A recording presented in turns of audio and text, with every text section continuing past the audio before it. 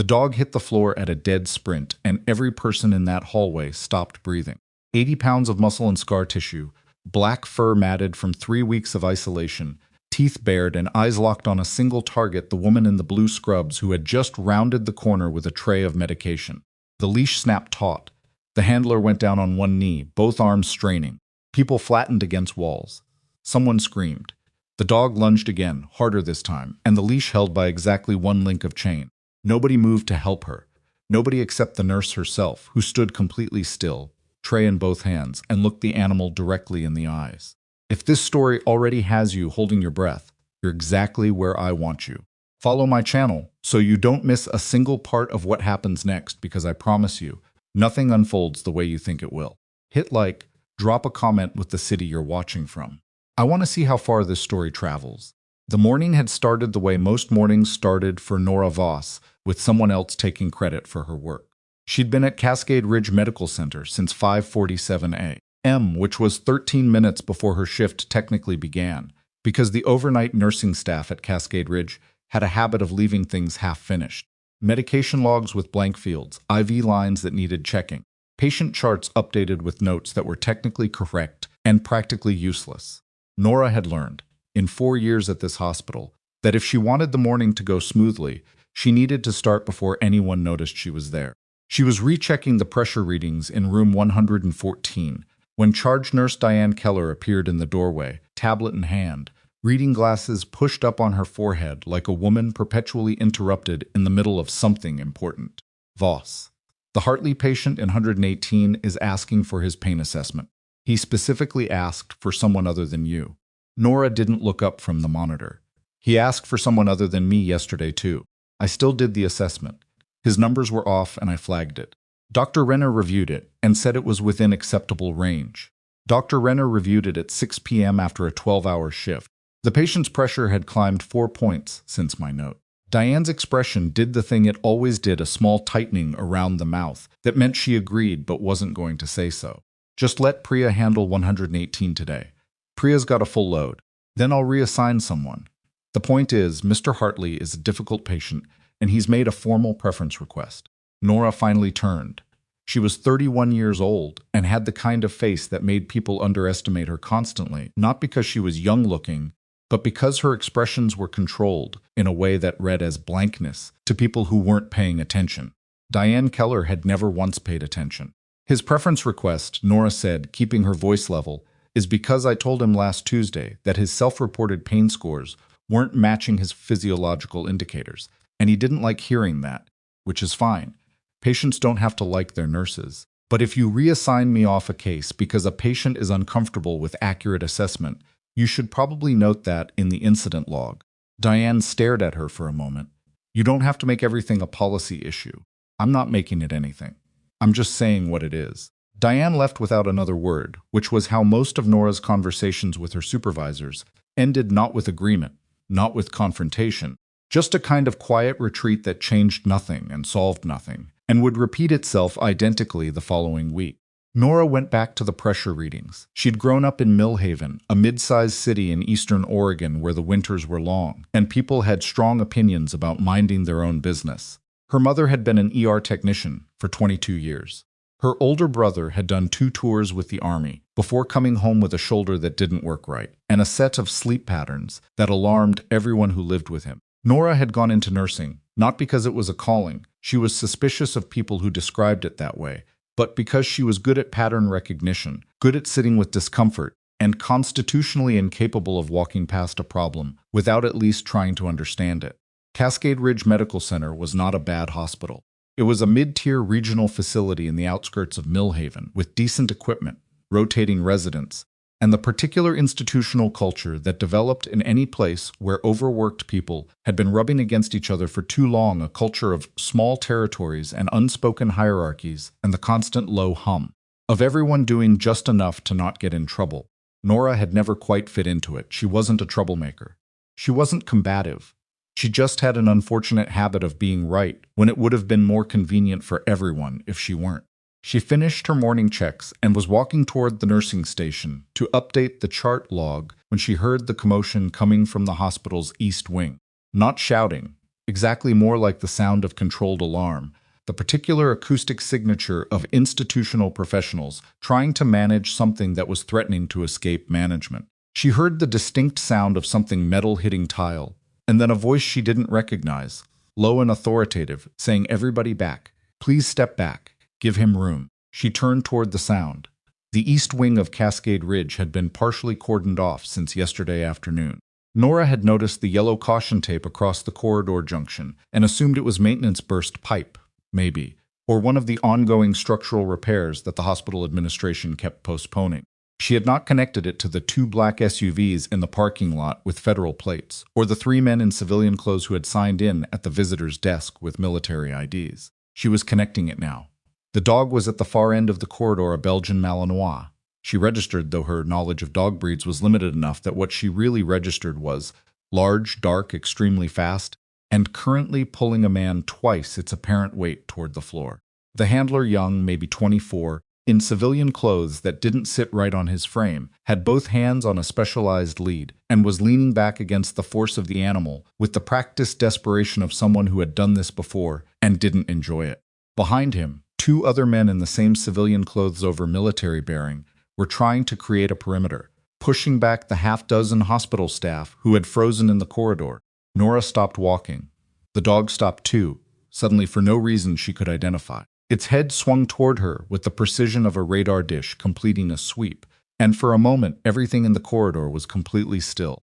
The dog was panting, sides heaving, and there was something wrong in its posture, not the coiled threat of an animal about to attack, but something more complicated, something she didn't have language for yet.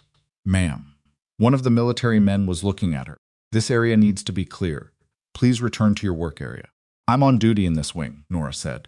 "We have a temporary designation on this corridor. It won't take long." "What happened to the patient in 116? The man blinked. "What?" "Room 116 is at the end of this corridor. Mrs. Alderman, post-surgical, requires medication checks every 4 hours. Her last check was at 8 a.m. She's due again." The 2 men exchanged a look. The dog made a sound low in its chest that wasn't quite a growl. "We can have someone escort you through," the second man said. The way people say things they immediately regret. "I don't need an escort," Nora said. "I need the corridor." She said it without heat, without attitude, the same way she'd told Diane Keller what the Hartley situation actually was. Just factual, just accurate. This is the situation. This is what needs to happen. She started walking. Later, she would not be able to explain why she wasn't more afraid.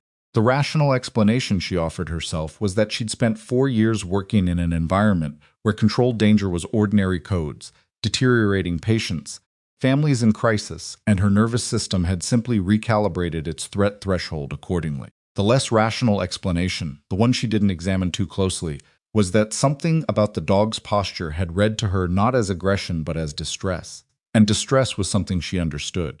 The dog watched her come. The handler tightened his grip. "Ma'am, I really need you to." "I'm not going to approach him," she said, keeping her voice low and even. "I'm going to walk past him to reach my patient. He's a military working dog. He's been flagged as—" "I can see that he's stressed," Nora said. "I'm not going to do anything to make it worse." She kept walking. The dog's posture shifted. Not toward attack, she would have registered that. She thought she would have had enough instinct to stop, but something else, something she still didn't have language for. His ears, which had been flat, came slightly forward. His head tilted 3 degrees. She passed him at a distance of roughly 6 feet. She felt his eyes track her the entire way. She checked on Mrs.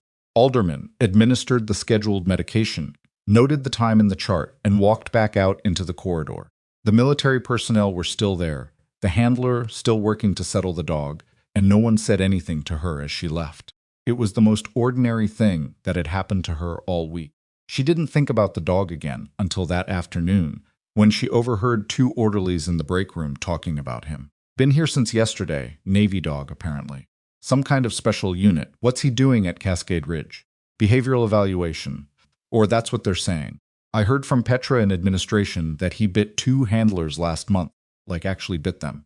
Sent one to the ER. So why's he in a hospital? Because they can't figure out what's wrong with him. He's been cleared medically 3 times. It's not physical. They think it's." The orderly dropped his voice to the register people use when they're enjoying the weight of information. "They think he's broken." Nora was making coffee. She didn't turn around. They're going to put him down, the other orderly said. That's what Petra said. If the evaluation doesn't clear him, they'll euthanize. She poured her coffee and left. She thought about what broken meant as a clinical term, and how rarely it was accurate, and how often it was just a placeholder for we don't understand this yet. The official paperwork, had she been able to read it, would have told her the following. The dog's name was Ranger. His designation was Cainson 7, attached to a Naval Special Warfare Unit. He had served 3 deployments in 2 different conflict zones, and his last handler, a Navy petty officer named Staff Sergeant Marcus Webb, had been killed in action during their final mission 8 months ago. Since returning stateside, Ranger had attacked 3 handlers. Not during training exercises, not during operational situations. Randomly, without apparent trigger, with the focused intensity of an animal responding to a threat that no one else could see. The military had run every physical test available. The dog was healthy. The dog was by all measurable metrics fine. The dog was not fine. The 2 men who had been in the corridor that morning were part of a 4-person military liaison team tasked with overseeing Ranger's behavioral evaluation at Cascade Ridge, which had been selected because it had a relationship with a local veterinary neurologist named Dr. Paul Shaughnessy, who consulted for the Department of Defense. The actual behavioral work was being handled by a civilian contractor named Dr. Greta Moser, who had 20 years of experience with military working dogs, and who had, upon meeting Ranger for the first time, stood very still for a long moment and then said quietly, to no one in particular, "All right." So it's like that. Nora didn't know any of this. What she knew was her shift, her patients, her charts. She was filing her end-of-day notes at 6:15 p.m. when the call came over the internal radio system, not a full code, but a security alert for the East Wing, which meant something had gone wrong with whatever was happening down there. She heard it, noted it, and kept filing. Then she heard the second alert, and this one used the words handler down. She was moving before she made the decision to move. The corridor was chaos in the controlled institutional way. She recognized people doing specific things with visible urgency. No one panicking. Panic was a luxury the situation didn't allow.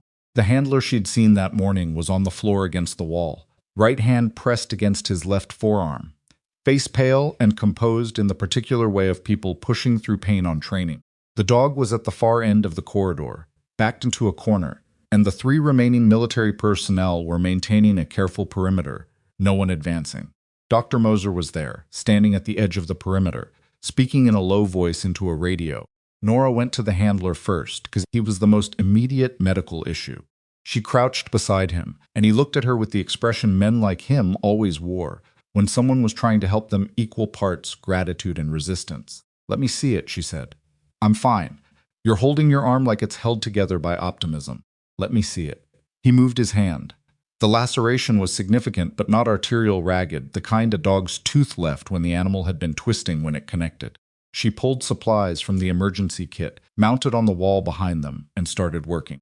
"His name is Ranger," the handler said, not because she'd asked, but because people in pain often needed somewhere to put their words. "I know," I heard. "He's not, he doesn't usually." He stopped. "That's not true. He has been. The last 2 months he's been. It's like something just switches. And there's no warning. What happened today? I don't know. I was walking him in the corridor, and a door slammed 2 floors up, and he exhaled. I didn't let go of the lead fast enough." Nora taped the bandage, checked the tension, looked at the arm. "This needs sutures. You have feeling in all fingers." "Yes." "Good. You need to go to the ER. This one isn't optional." He looked down the corridor toward where Ranger was still cornered, the dog's body trembling now, audible even from this distance. "He can't just be left. Dr. Moser is with him," Nora said. "You need sutures." She helped him up, handed him off to a hospital security guard who would walk him to the ER, and stood. Dr. Moser was watching her from the perimeter line. She was a compact woman in her early 60s, with gray hair cut short, and the kind of eyes that processed information faster than most people organized it. "You're not afraid of him," Moser said. "It wasn't a question." "I don't know enough about him to be afraid of the right things," Nora said. "That's not the same as not being afraid." Moser studied her for a moment. "What's your name?" "Voss, Nora Voss. I'm a floor nurse." "How long have you worked here?" 4 years. "Were you in the corridor this morning when he was being walked?" "Yes." Moser looked back at Ranger, still in his corner, still trembling. "He didn't react to you. He noticed me. He didn't react." "That's unusual." Moser said it with the flatness of someone stating a fact, not offering a compliment. "He's reacted to everyone who's come within 20 feet of him in the last 3 weeks. Every handler, every evaluator. He reacted to Dr. Shaughnessy's assistant before the woman had even rounded the corner. Nora looked at the dog. He was looking back at her. "Why is he here?" she asked, "at a hospital specifically." "There must be a facility more suited to." "There is. We start there in 6 days." Moser paused. "He was supposed to be managed here for 1 week as a transition protocol." The situation became complicated.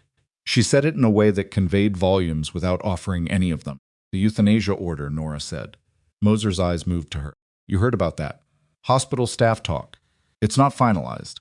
The recommendation is pending evaluation results." Nora looked at Ranger. He had stopped trembling, she noticed. At some point in the last 30 seconds, the visible shaking had stilled. He was still watching her, and his ears were in that position again, not flat, not aggressive. That tilted forward thing. "What did his last handler die from?" she asked. The silence that followed was the kind that told her she'd asked exactly the right question at exactly the wrong moment. "That's not information I'm authorized to share," Moser said, and her voice had shifted just slightly, but Nora caught it. "Okay," Nora said. She went back to her station and filed her notes and clocked out at 6:47 p.m. She drove home thinking about pattern recognition, which was the skill she'd built her entire professional identity around. The way a patient's breathing changed before their pressure dropped. The way a wound looked infected 12 hours before the fever confirmed it. The way a set of symptoms formed a shape that the chart hadn't finished drawing yet. She thought about the handler's description. No warning. And then something just switches. She thought about the fact that both times she'd been near the dog, it had not switched. She thought about this for 3 days. And then the situation at Cascade Ridge changed entirely. The change arrived in the form of a federal liaison officer named Captain Alcott, who appeared at Cascade Ridge on a Thursday morning with paperwork authorizing the immediate termination of K-97 Ranger's evaluation period. The behavioral assessment, per the military's internal review, was not producing results sufficient to justify continued resources. The euthanasia recommendation had been elevated to an order. Dr. Moser had 72 hours to complete any remaining documentation. Nora heard about this the same way she heard about everything at Cascade Ridge, through the layered osmosis of institutional gossip filtered through 3 sources before it reached her, which meant it was mostly accurate and partly embellished. What she knew for certain was that the mood in the East Wing had changed, that doctor. Moser had been in closed-door meetings with hospital administration since morning, and that Ranger had been moved to a room rather than housed in the corridor. What she did not expect was to find Dr. Moser standing outside the nursing station at 2 p.m. looking for her specifically. "I have a proposal," Moser said, without preamble. "I need 30 days at a rehabilitation facility in the Cascades full behavioral program, controlled environment, dedicated staff. I've been trying to get the military to grant it. They've been resisting because the facility has no active medical personnel on site." Nora looked at her. "You want a nurse. I want someone who can provide basic medical oversight so the military doesn't have a liability reason to say no. The facility handles the behavioral work. I handle the assessment. I need a licensed nurse on the documentation. I have a job." "I know. I've already spoken to your department director about a temporary reassignment." Nora was quiet for a moment. "You spoke to my department director before speaking to me. I needed to know it was feasible before presenting it." "What did my department director say?" Moser's expression shifted, just barely. She said she could make it work, which meant Nora understood that Diane Keller had been presented with an easy way to reassign a nurse she found inconvenient, and had taken it without hesitation. She thought about this and decided not to be angry about it, because anger was a waste of resources when there were more interesting things to feel. "Does Ranger get the 30 days if I agree?" she asked. "It improves the probability significantly. The facility has cleared the program. The military's sticking point has been the medical oversight. And if the 30 days doesn't produce the assessment results they want," Moser met her eyes, "then we've used the time we have." Nora looked down the hall toward the East Wing. She could not see the room where Ranger was being kept. She could not hear him. But she thought about the way he'd watched her in the corridor, the way the trembling had stopped, and the particular shape of a problem she didn't yet have enough information to understand.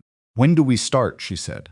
The facility was called Harlow Ridge, and it occupied a former forestry station 38 miles east of Millhaven, in a narrow valley where the Cascade foothills started to become something more serious. It had been converted over the past decade into a behavioral rehabilitation program for working animals, primarily dogs. occasionally horses, and it operated with the functional austerity of an organization that had learned to do significant work with limited resources. The main building was a converted lodge with 8 individual housing units attached, a large indoor-outdoor assessment area, and a medical observation room that Nora suspected had originally been a storage closet. She arrived on a Sunday, 2 days before Ranger was scheduled to be transported. She spent those 2 days reading. Moser had given her access to Ranger's complete file, the sanitized version, which had significant redactions but still told a coherent story. She read about his training, his deployments, his commendation records. She read the incident reports from the 3 handler attacks, each one noted with the clinical brevity of official documentation, in which traumatic events were described in language specifically designed to hold emotion at arm's length. She read about Staff Sergeant Marcus Webb. Webb had been 27 years old. He'd been with Ranger for 3 years before their final deployment, which the file described in language so abbreviated and redacted that she had to read it 3 times to extract even the basic shape of what had happened. What she understood was the mission had been compromised. Webb had been killed. Ranger had been the only member of the unit to return from that particular position, and the circumstances of how he'd gotten out were listed in the file as classified. She sat with this for a long time. She thought about what it meant to survive something, and not be able to explain why you survived when others didn't. She thought about what it did to an animal, to any creature, to carry that without language. Her brother, she thought, and then deliberately moved her thinking elsewhere. Ranger arrived on a Tuesday morning in a specialized transport vehicle, with 2 handlers she hadn't met before, one older, one young enough to be nervous about it. Moser was there to receive him. Nora stood near the door to the main building, not in the transport area, not advancing. The ramp came down. Ranger walked out and immediately stopped, head up, reading the environment with the systematic intensity of an animal that had learned to treat every new space as potentially hostile. He swept the compound, the building, the fence line, the tree line beyond, the 2 handlers, Moser. He found Nora. He went still. Across the distance between them, 30 feet, maybe 35, she watched his ears come forward. The same position, the same tilt. Interesting, Moser said, very quietly, to no one. He didn't lunge. He didn't advance. He stood there for a moment, reading her, and then he allowed the handler to walk him toward the assessment area, and the morning continued. Nora went to set up the medical observation room, which took the better part of the morning and gave her something concrete to do, which she needed, because she had already recognized the shape of what was happening, and she was not sure yet what to do with it. She had handled difficult patients. She had handled patients who scared other nurses, patients who were combative and resistant, and prone to behavior that the clinical notes described as challenging. She had learned to read the difference between a patient who was dangerous and a patient who was in pain and didn't know how to show it any other way. She was fairly certain she knew which category Ranger fell into. She was less certain what it meant that he seemed to have already decided something about her. The first week at Harlow Ridge was careful. Moser ran her assessment protocols, controlled exposure to various stimuli, structured interaction with the 2 handlers, environmental mapping of the compound. Nora did her job, medical monitoring, documentation, the twice-daily checks that the military's oversight requirements mandated. She stayed in her lane. She did not approach Ranger's housing unit uninvited. She did not try to interact with him outside of the designated assessment windows. But the facility was small, and she and Ranger occupied the same space, and there was an inevitability to certain things. She was crossing the yard on the 5th day, cutting from the main building to the medical room, when Ranger was being walked by the younger handler, a man named Torres, who was good at his job and clearly frightened of it. They were coming from the opposite direction, and there was a moment where the path geometry meant one of them would have to deviate. Nora didn't deviate. Torres tensed, hand tightening on the lead. Ranger tracked her approach, and she watched him make some kind of decision that she couldn't entirely read, a settling, a recalibration, and then he fell into step beside Torres without incident, and they passed each other at a distance of 8 feet. He didn't pull, Torres said, sounding faintly amazed. No, Nora agreed, and kept walking. That night she wrote in her personal notes, not the official documentation, but the private record she kept for herself, the same way she'd kept records since nursing school, when an instructor had told her that pattern recognition was only useful if you bothered to write the patterns down. She wrote, "He chooses. That's the thing everyone is missing. They're treating it like unpredictable malfunction, like equipment failure. But he's making choices. The question is what factors are informing them." She underlined the last sentence twice. The incident happened on the 9th day. Moser had designed a structured assessment for the afternoon low-level noise exposure, routine handling transitions, nothing that should have escalated. The compound was quiet. Torres and the senior handler, a man named Bachman, were rotating with Ranger through a series of stations in the outdoor assessment area. Nora was in the medical room, updating documentation. She heard the noise first, not the dog, but the fence. A section of the perimeter fence on the north side of the compound had been compromised by a falling branch sometime in the previous night, which no one had checked because Tuesday's morning sweep had been cut short by a scheduling miscommunication. The branch was dry and rotten, and it had taken the fence wire down with it when it fell, creating a gap roughly 3 feet wide. Ranger found the gap at approximately 2:17 p.m. What happened next took 11 seconds. He was through the fence before Bachman's radio was at his lips. He covered the 40 feet between the fence and the tree line in the time it took Torres to exhale a single sharp word. And then he turned, not continuing into the trees, but turning, wheeling back toward the compound, and what Torres would later describe in his incident report as charging back toward the facility at full speed was already in progress. Nora had come out of the medical room at the sound of Torres's voice. She was standing in the yard, between the main building and the assessment area, and she heard Bachman shouting behind her. And she turned, and she saw Ranger coming. He was fast. She had known intellectually that these animals were fast, but knowing and seeing were different propositions. He covered the distance between the tree line and her position in a time she couldn't measure, and she had one clear, crystalline moment in which she registered that she could not move away fast enough, and that her body had already made its peace with this, and was simply standing, waiting.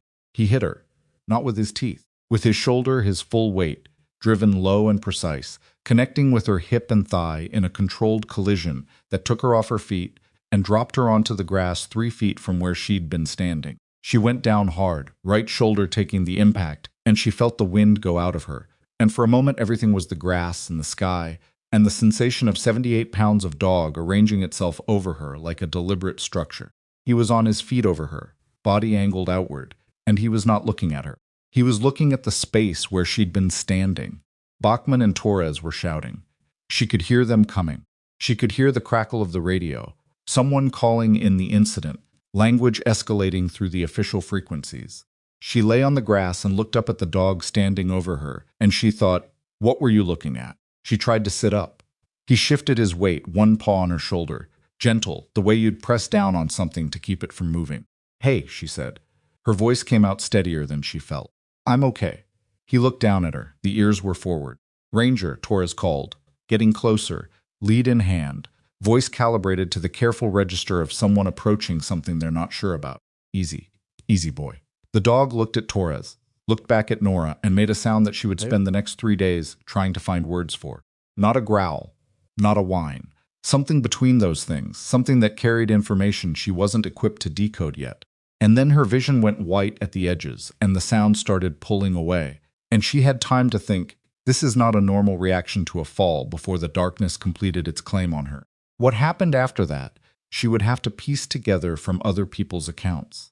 What she knew when she woke in the medical room with Dr. Shaughnessy crouched over her with a penlight, and Moser standing in the doorway with an expression she'd never seen on the woman's face before, was that Ranger had not moved from her position in the yard for 9 minutes. Not when Torres tried to leash him. Not when Bachman called his designation. Not until the stretcher had carried Nora Voss through the door of the main building. He was guarding her, Torres had written, in the incident report that would cause 3 different commanding officers to read it twice and then call each other. He was not displaying aggression. He was guarding her. Nora lay in the medical room with a splitting headache and the growing unpleasant suspicion that the dog had known something was wrong with her before she had, and she looked at the ceiling of the converted storage closet, and she thought about patterns. She thought about the pattern of a problem she'd been wrong about from the very beginning, not what is wrong with him, but what has he been trying to tell everyone. Dr. Shaughnessy was talking. She registered words, vascular pressure imaging, Millhaven General. She registered the specific gravity in his voice that told her this was not a conversation about a minor concussion or a bruised shoulder. "How long?" she said. He stopped. "What? How long has it been developing?" He looked at her for a moment. "We don't know yet. We need imaging too." "How long, roughly, based on what you're seeing?" The pause that followed was exactly as long as it needed to be, to tell her that he had an estimate, and it was not a comfortable one. Months, he said. Possibly longer. She looked at the ceiling. Outside the medical room, through the wall, she could hear the compound, the handlers' voices, the rustle of movement, the ordinary sounds of a place trying to restabilize after an event that had disrupted its routines. She could not hear Ranger, but she knew, with the same certainty she brought to every pattern she'd ever identified, that he was there, that he had been trying, in the only language available to him, to say so for longer than anyone had been willing to listen. And she thought, we have been asking entirely the wrong questions about each other.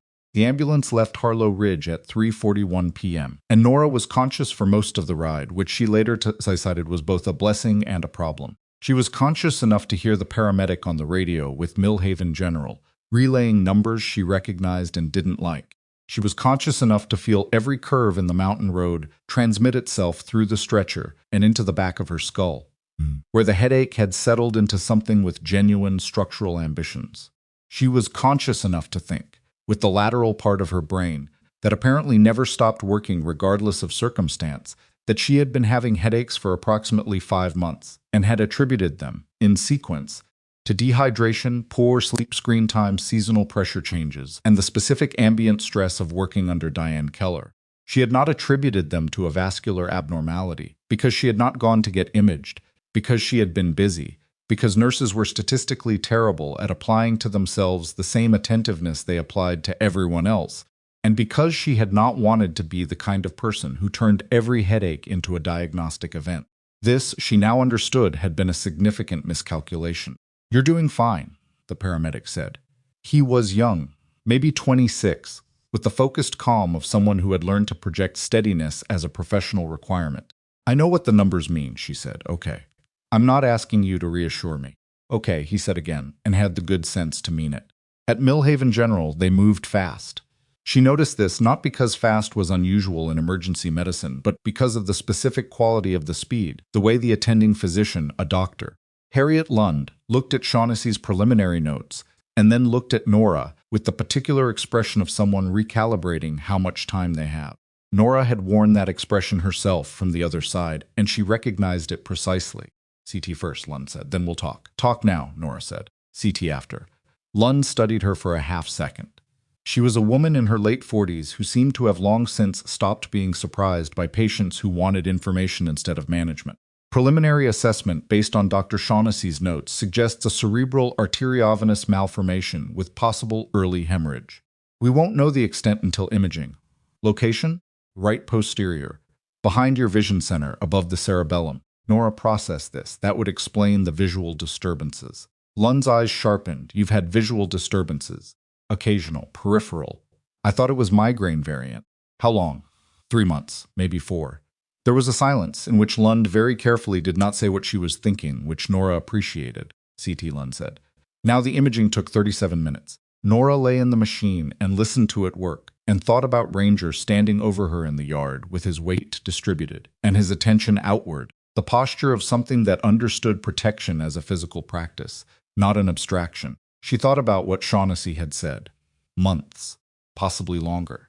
She thought about the dog who had been in a room with her briefly on a Tuesday morning in Cascade Ridge's East Wing, and who, had she understood this now, was putting it together with the unhurried clarity of someone who had just been given a significant amount of information and was doing the work of organizing it, reacted to her in a way he had not reacted to anyone else. She thought, what did you smell?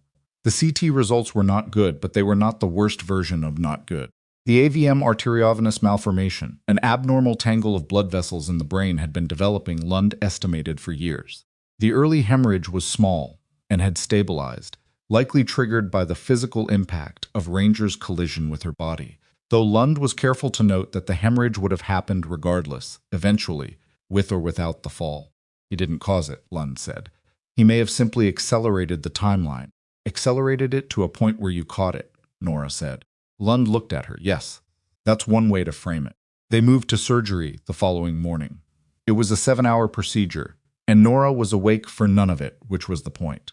She woke in the ICU at Millhaven General with a headache that was entirely different from the headache she'd lived with for months. This one was clean and localized and honest about what it was. The other one, she understood now, had been a warning she'd spent months rerouting around. The first person at her bedside who wasn't medical staff was Dr.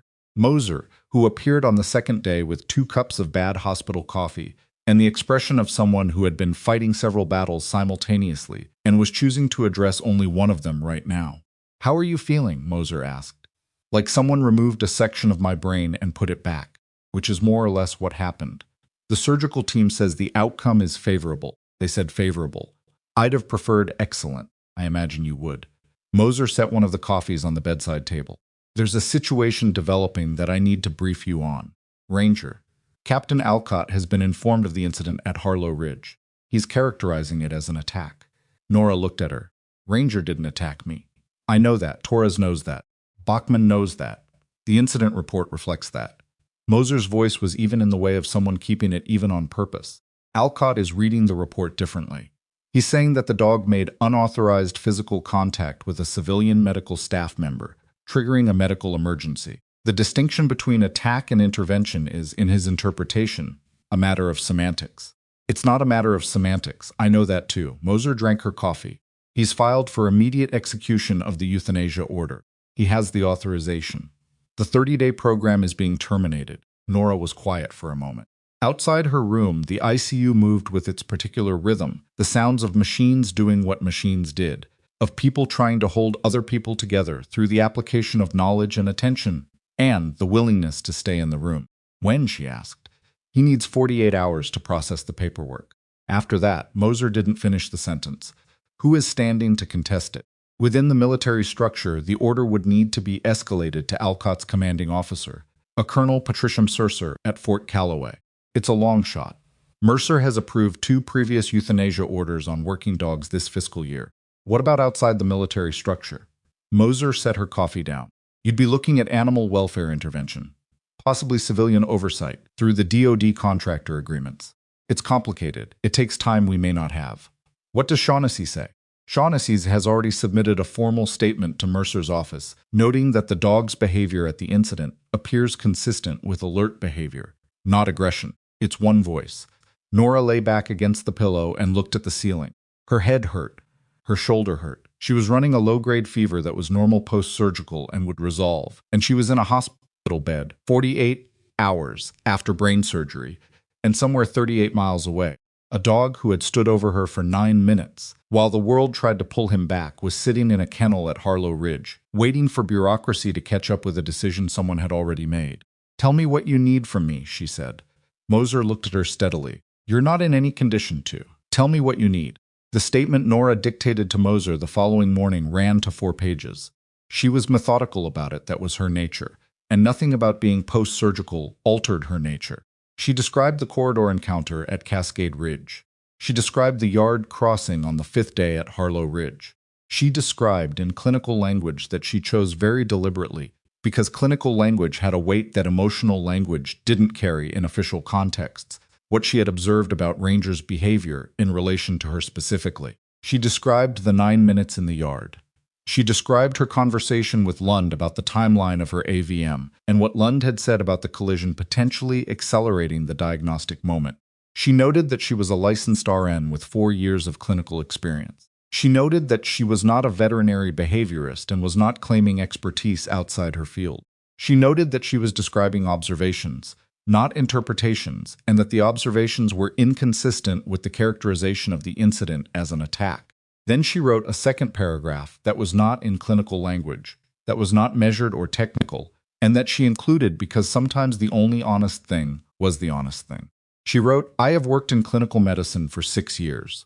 I know what it looks like. When a creature is trying to communicate something, it doesn't have the apparatus to say directly. I know what it looks like to be in a room with something that is suffering and has been suffering for a long time and has been told in every available language that its suffering is inconvenient. I am not suggesting that the dog acted from human motivation.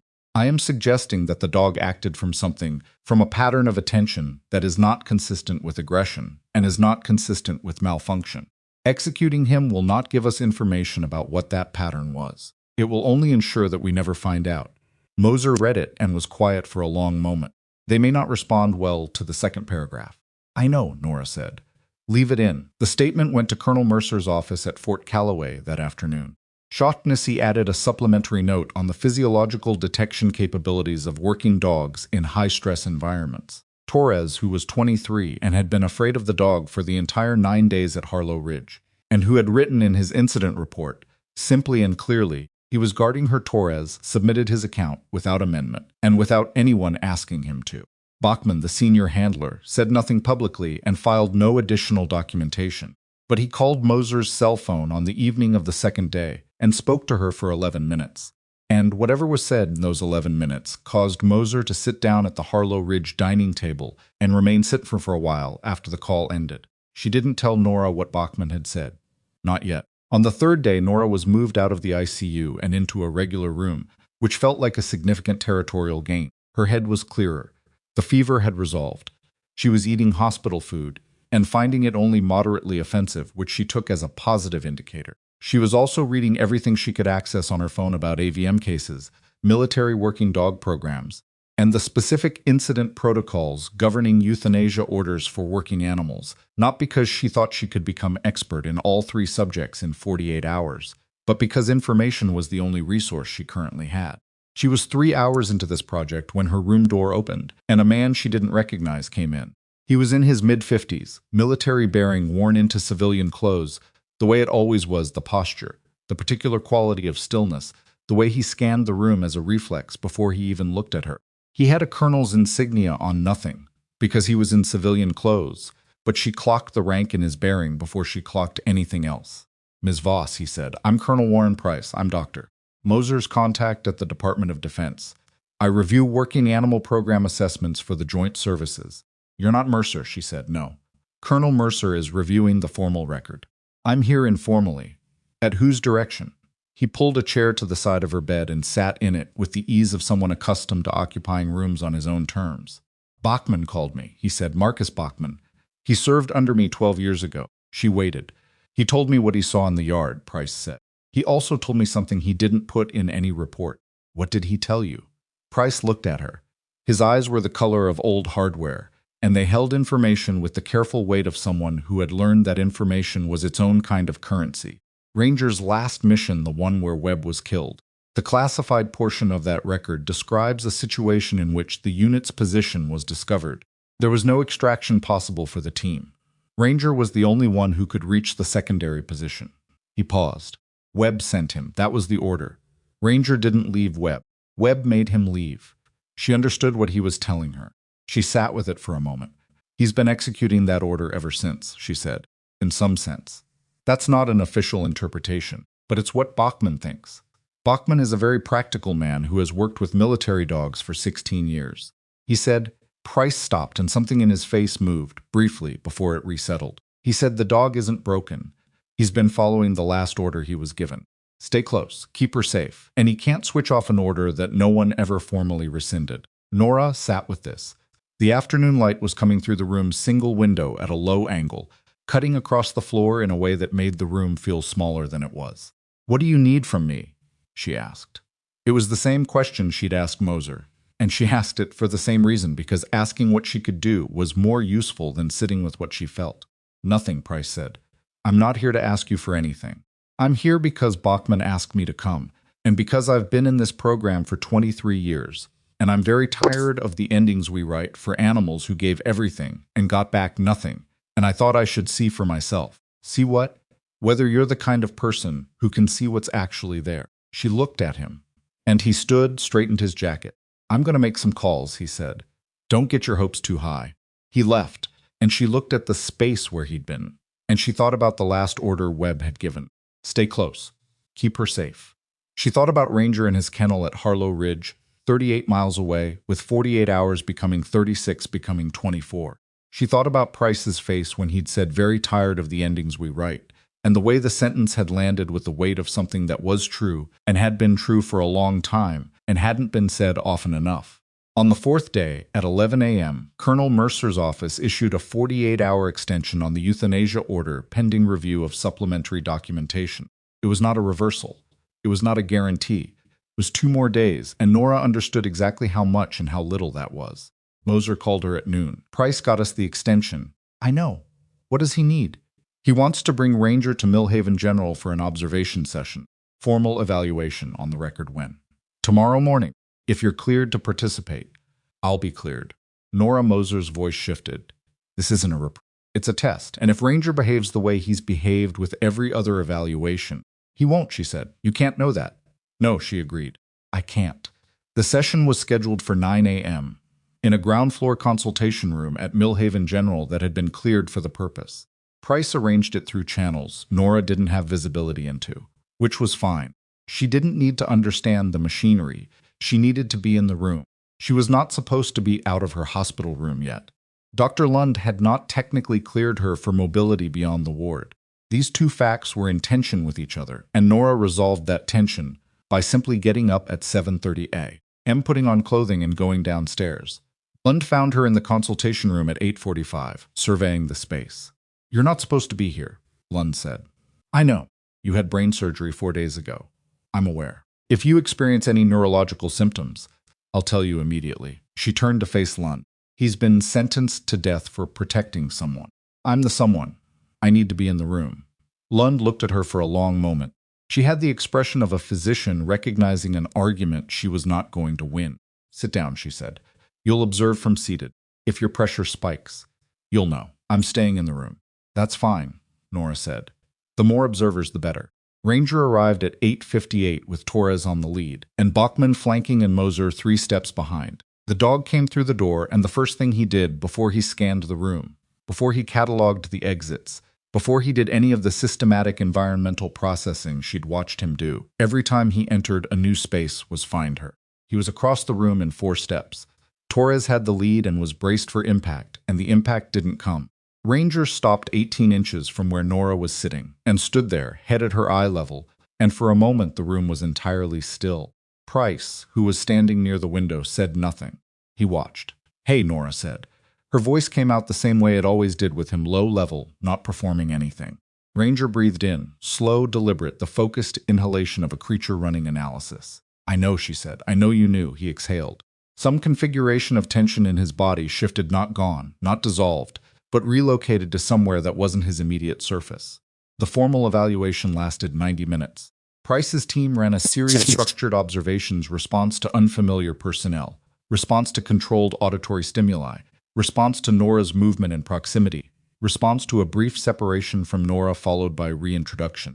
They documented everything with the thoroughness of people who understood that this documentation would be read by people looking for reasons to say no, and that the documentation needed to be airtight.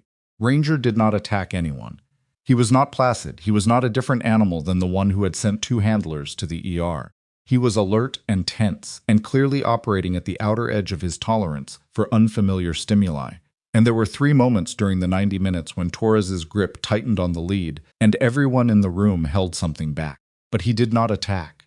And when Nora spoke, not commands, not direction, just words, the kind you'd use when you weren't trying to accomplish anything specific, he oriented toward her, each time like a compass finding north. At the end of the session, Price stood near the door and looked at his notes for a while. Well, he said finally. Bachman, who hadn't spoken during the session, said 16 years.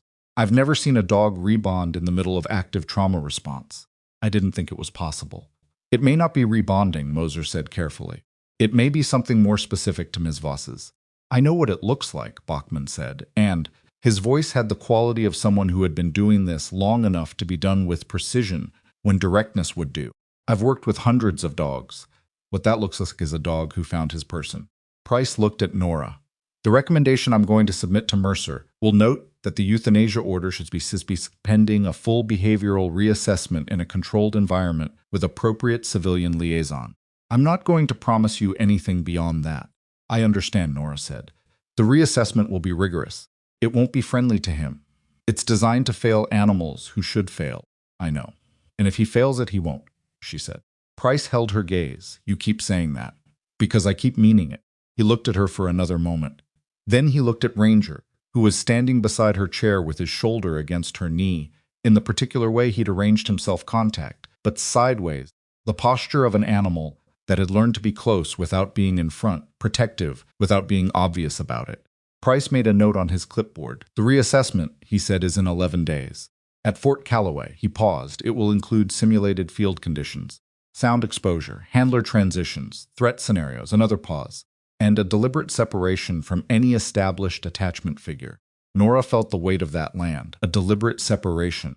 The test is designed to see whether he can function independently without. Price chose his next word with visible care. Without you. She looked at Ranger. He was still watching the room, still cataloging, still processing whatever the room held that she couldn't detect. But his shoulder was against her knee, and his breathing was even. 11 days, she said. You'll need medical clearance to attend. Given your recent, I'll have it, she said. Lund, who had been observing from the corner, with the expression of a woman keeping her opinions in a very controlled internal storage, exhaled once through her nose. Price gathered his materials, said what he needed to say to his team, and left the room. Torres took the lead and Bachman flanked, and they walked Ranger back toward the transport. At the door, Ranger stopped. Torres held the lead steady and waited, because he had learned, in 11 days at Harlow Ridge, that pushing the dog on these moments was never the right call. Ranger looked back at Nora. She met his gaze from across the room, from her chair, with Lund standing to her left and Moser to her right, and the afternoon light cutting the same low angle it had cut every afternoon. She didn't say anything. She didn't need to. They had arrived somehow, at the particular frequency of two creatures who had been paying close attention to each other, and that frequency didn't require language to carry information. He turned and walked through the door, and somewhere in Fort Calloway's administrative system, at the exact moment Torres loaded Ranger into the transport vehicle, an email arrived in Colonel Mercer's inbox from Colonel Price's office flagged priority, 6 paragraphs, seed to 3 offices she hadn't expected, and the euthanasia order, for now, sat unsigned on a desk in a building 30 miles away, waiting to see what 11 days would do to an animal who had already survived things that should have broken him, in the hands of people who were only now beginning to understand that he never had been. The 11 days were not enough, and they were everything. Nora spent the first 4 of them at Millhaven General doing what Lund told her, which was rest, and doing what her own nature told her, which was read, research, and prepare. These 2 directives were not entirely compatible, but she managed a functional compromise. She slept when her body demanded it, which was more often than she liked, and she used the waking hours to build the clearest possible picture of what Fort Calloway's behavioral assessment actually involved. Moser brought her the assessment framework on day 3. It was a 14-page document written in the specific language of military evaluation protocols, which was a language designed to be technically precise and humanly impenetrable simultaneously. Nora read it twice, and then read it a third time with a notepad, translating it into something she could actually use. The assessment had 4 stages. The first was environmental ranger would be walked through a series of unfamiliar spaces with unfamiliar handlers and evaluated on stress response, compliance, and handler stability. The second was stimuli exposure controlled introduction to auditory triggers including recorded gunfire, helicopter rotors, and tactical communication frequencies, the specific sounds associated with field deployment. The third was social pressure, a sequence of handler transitions, each one a stranger, each one presenting a different physical profile and energy signature, designed to test whether the animal could maintain stability without a consistent attachment point. The fourth was the one Price had described as a deliberate separation. In the 4th stage, Ranger would be placed in an enclosed evaluation space. Nora would be positioned in an adjacent area. He would be able to smell her. The assessment team had confirmed this, somewhat reluctantly, after Moser pressed them on whether her proximity was a variable they were controlling for. They had decided that removing her scent entirely would constitute an artificial condition not reflective of real working scenarios. So she would be there but unreachable, and he would have to demonstrate that unreachable did not mean non-functional. She read this section 4 times. She understood what it was testing. She also understood that it was testing the one thing that nobody in that 14-page document had thought to name directly, whether Ranger could hold himself together when the person he'd decided to stay close to was present but deliberately beyond his protection. It was, she thought, an extraordinarily cruel test. It was also probably the right one. On day 5, Lund cleared her for limited mobility. On day 7, Lund upgraded this to full mobility with restrictions on strenuous activity, driving distances over an hour, and anything that elevated her intracranial pressure in ways that would show up on the follow-up imaging scheduled for day 14. Nora noted the restrictions, agreed to the reasonable ones, and began planning around the ones that conflicted with Fort Calloway. On day 8, Price called her directly for the first time. Mercer has reviewed the full documentation, he said, without preamble, which she had come to understand was simply how he communicated. She's not opposed to the assessment proceeding. She is opposed to the outcome being predetermined. No one is predetermining the outcome, Nora said. She's concerned that the civilian presence constitutes a form of variable manipulation, that having you there gives Ranger an advantage that wouldn't exist in operational conditions. He's not going back to operational conditions. He's being evaluated for retirement. I know that. She knows that. The protocol doesn't entirely account for it. He paused. She's going to be present for the assessment herself. That's unusual. What does it mean? It means she wants to see it with her own eyes before she signs anything. It means if it goes wrong, she'll have seen it go wrong. And if it goes right, another pause. She doesn't make decisions from paperwork if she can help it. That's both her greatest strength and the thing that makes her difficult. Nora sat with this. Is that good or bad for us? I don't know yet, Price said. Don't give her a reason to doubt the evaluation. I'm not going to do anything. I know. I'm not talking about you doing anything. I'm talking about the fact that you care about this outcome visibly, and visible caring makes some people nervous. She understood what he was telling her. I'll be professional. Be more than professional, he said.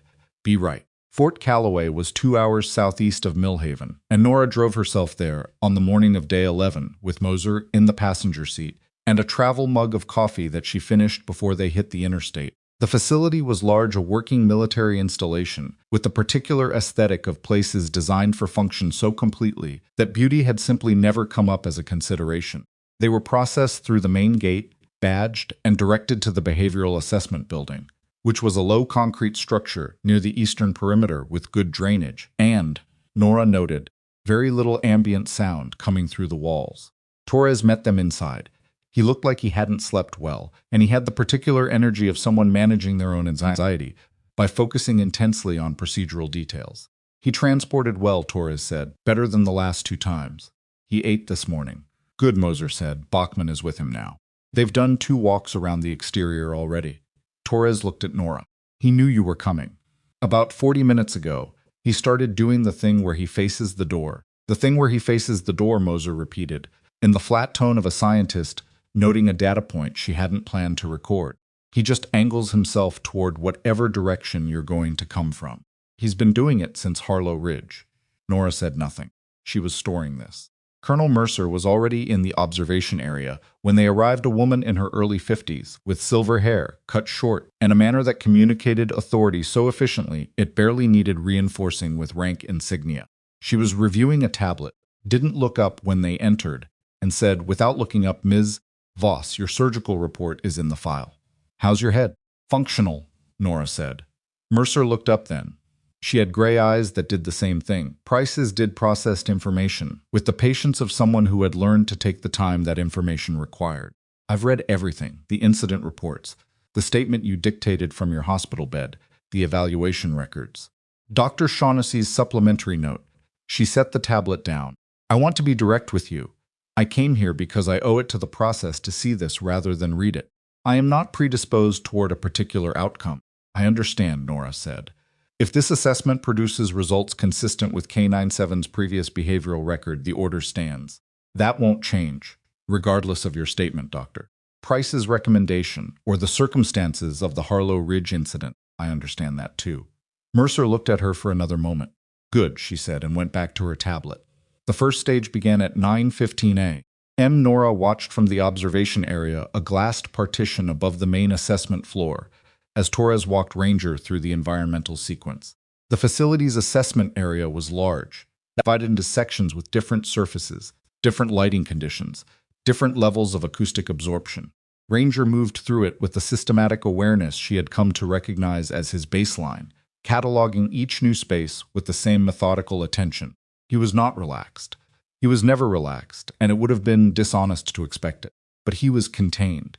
There was a distinction she had learned between an animal at the edge of its control and an animal past it, and Ranger was on the right side of that line, walking with Torres through the sequence with the focused compliance of a dog who had not forgotten his training, who had simply been carrying something alongside it that the training hadn't accounted for. Stage 2 was harder to watch. The auditory stimuli began at low volume and escalated in a controlled sequence. The recording of gunfire was first distant, then closer, then the close contact percussion of tactical engagement, then the helicopter rotors, which hit a frequency that Nora could feel in her chest from the observation deck. Then the tactical communication frequencies, radio static, clipped military brevity code, voices issuing instructions in the particular cadence of operational deployment. Ranger went rigid at the radio traffic. It wasn't an attack response. It was something more interior than that, a seizing up, full-body freeze that Torres recognized immediately and responded to correctly by going still himself, keeping the lead loose, making no demands. Ranger's breathing changed. His head dropped slightly, and Nora watched from the observation deck and thought about what those frequencies sounded like from inside, whatever Ranger carried from his last mission, and she kept her face neutral because Mercer was 3 feet to her left, and she had been told to be more than professional. The freeze lasted 41 seconds. Then Ranger lifted his head, shook himself once, a physical reset, the canine equivalent of a controlled exhale, and resumed his position beside Torres. In the observation area, Price wrote something on his clipboard. Mercer said nothing. Stage 3 was the handler transitions. 5 handlers, each one a stranger, each one introduced in sequence with a specific protocol approach: exchange, walk, return. Ranger accepted the first transition with visible reluctance, but without incident. The second he handled better, which Moser noted meant he was processing the pattern. The third handler was a woman, which Nora had expected might be a variable, and it was Ranger's attention sharpened when she approached. And there was a moment where the air in the room felt pressurized in the particular way it felt when something was about to happen. Nothing happened. Ranger allowed the exchange. He walked with the third handler, and it wasn't smooth. There were 2 moments where he stopped and she had to wait, but he didn't pull, and he didn't turn, and the handler's body language when she returned him was the body language of someone who had expected much worse. The 4th and 5th transitions went more cleanly, and Nora understood that Ranger was learning the pattern even within the test, was identifying what was being asked of him and making adjustments in real time. It was the kind of adaptive intelligence that should have been obvious to everyone watching, and she could see from Moser's posture that Moser was fighting the urge to say so. Then they moved to stage 4. Nora was escorted from the observation area to an adjacent room, concrete walls, a single chair, a monitoring connection to the assessment floor. She could not see Ranger from this room. She could not see the handlers or the evaluators. What she had been told was that Ranger would be able to smell her through the ventilation connection between the 2 spaces, a deliberate calibration by the assessment team that she now understood Price had negotiated specifically. She sat in the chair. She heard through the wall the assessment floor come alive with controlled noise, all the previous stimuli simultaneously layered. The full acoustic profile of the scenarios Ranger had been exposed to individually, now presented as a single overwhelming event.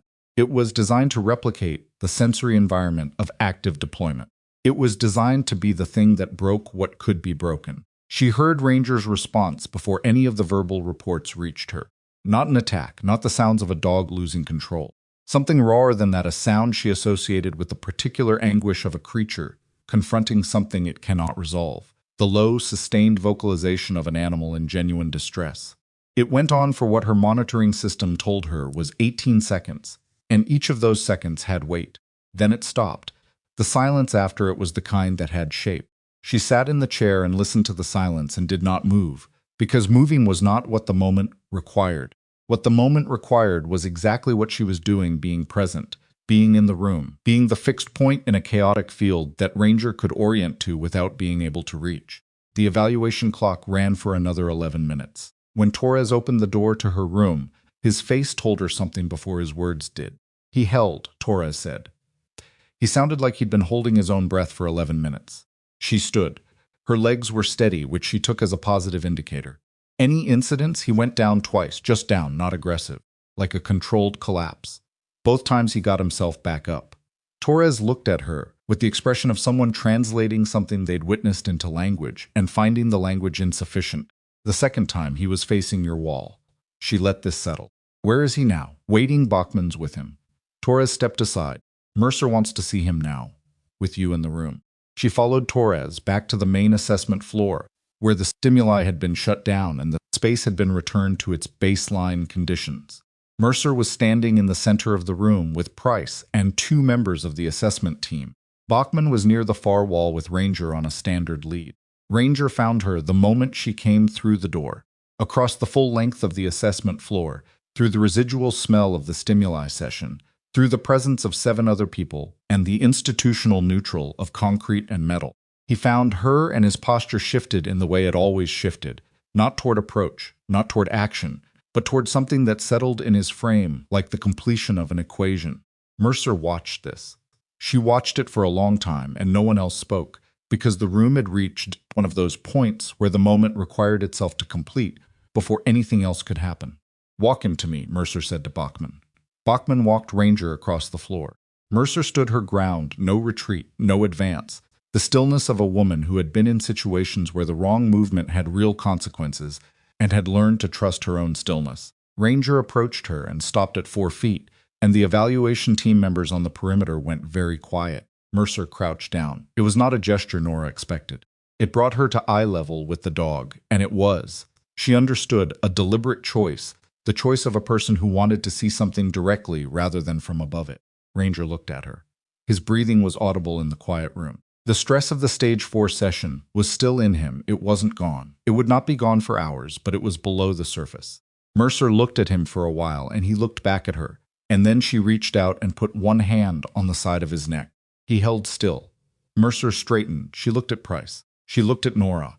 Her expression was the expression of a person completing a calculation they had been running for some time and arriving at a result they had not entirely anticipated. "I want a supplementary evaluation," she said. 48 hours. "At Harlow Ridge, not here. Dr. Moser's program, Dr. Price's oversight, full documentation." If the results hold, she didn't finish the sentence immediately. She looked back at Ranger. "If the results hold, I'll consider medical retirement."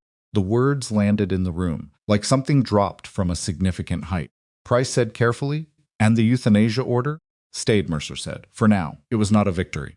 Nora understood this with the clarity she brought to everything. It was not a victory, it was a stay.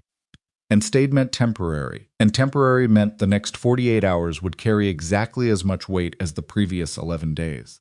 She understood this, and she looked at Ranger, and Ranger was looking at her, and she thought about the 14-page assessment document, and the 41-second freeze, and the 18 seconds of distress vocalizations, and the fact that he had gotten himself back up twice and faced her wall. She thought, we're still in it. But the drive back to Harlow Ridge the following morning hit a complication that no one had built into the timeline. It came in the form of a phone call at 6:47 a.m. Moser's cell, which Nora heard from the adjacent room of the facility's overnight lodging, the call short enough that its brevity was its own information. When Moser knocked on her door 40 seconds later, Nora was already sitting up. "What happened?" Nora said. "Eleanor Webb is here," Moser said. The name took a moment to locate. When it located, it landed with considerable force. Webb's mother. She arrived at Harlow Ridge at 6 a.m. She has a family rights claim under the DoD Working Animal Legacy Program. As the next of kin of K-97's handler, she has legal standing to contest the transfer of the animal to any civilian party. Moser's voice was level in the way it was level when she was controlling something significant, including adoption. Nora was quiet. She also, Moser continued, has standing to request that the euthanasia order be reinstated on the grounds that the animal's welfare is best served by ending his service condition rather than prolonging it under civilian oversight. Does she know what happened at Harlow Ridge? She knows Marcus was killed. She knows Ranger came back. She knows the military classified the rest. Does she know what Ranger has been doing since he came back? She knows he attacked handlers. Moser paused. That's what's in the public portion of the record. Nora got up, found her shoes, and said, "We need to go." Eleanor Webb was 63 years old and had the posture of a woman who had been carrying something heavy for 8 months and had no intention of putting it down. She was sitting in Harlow Ridge's main room when they arrived, not waiting exactly, more occupying the space with the permanent quality of someone who had decided this was where the matter would be settled. She had gray-streaked hair and her son's eyes, which Nora registered with the particular discomfort of recognizing a resemblance in the face of someone she'd never met. She looked at Nora when they came in and said, "You're the nurse." "I am," Nora said. "You're the one who wants to take him. I want him to have a safe place to finish his life." "Yes." Eleanor looked at her for a long moment. "He killed my son," she said. Not with anger, with something that was past anger, something that had been anger for a long time and had metabolized into something more structural. He didn't kill him. But he was there, and he came back. And Marcus didn't. The room was very quiet. "I know," Nora said. "The military told me he'd been aggressive. that he'd hurt people, that they were trying to help him. Eleanor's voice was steady in the way of someone who had prepared what they were going to say and was delivering it intact. They didn't tell me they were going to kill him. Something shifted in the room. You didn't know about the euthanasia order, Nora said. I found out 3 days ago from a veterans advocacy group that monitors the program. Eleanor looked at her hands. They were folded in her lap with the deliberate stillness of hands that had learned to stay still. Marcus loved that dog. He talked about him in every call. He used to say, she stopped. He used to say that when he got home, he was going to find a way to bring him. He had a plan. He had a whole plan. The silence that followed was the kind that contained more information than any sentence could. Nora sat down across from her, not at a distance close enough that the conversation was a conversation, and not a negotiation across a table.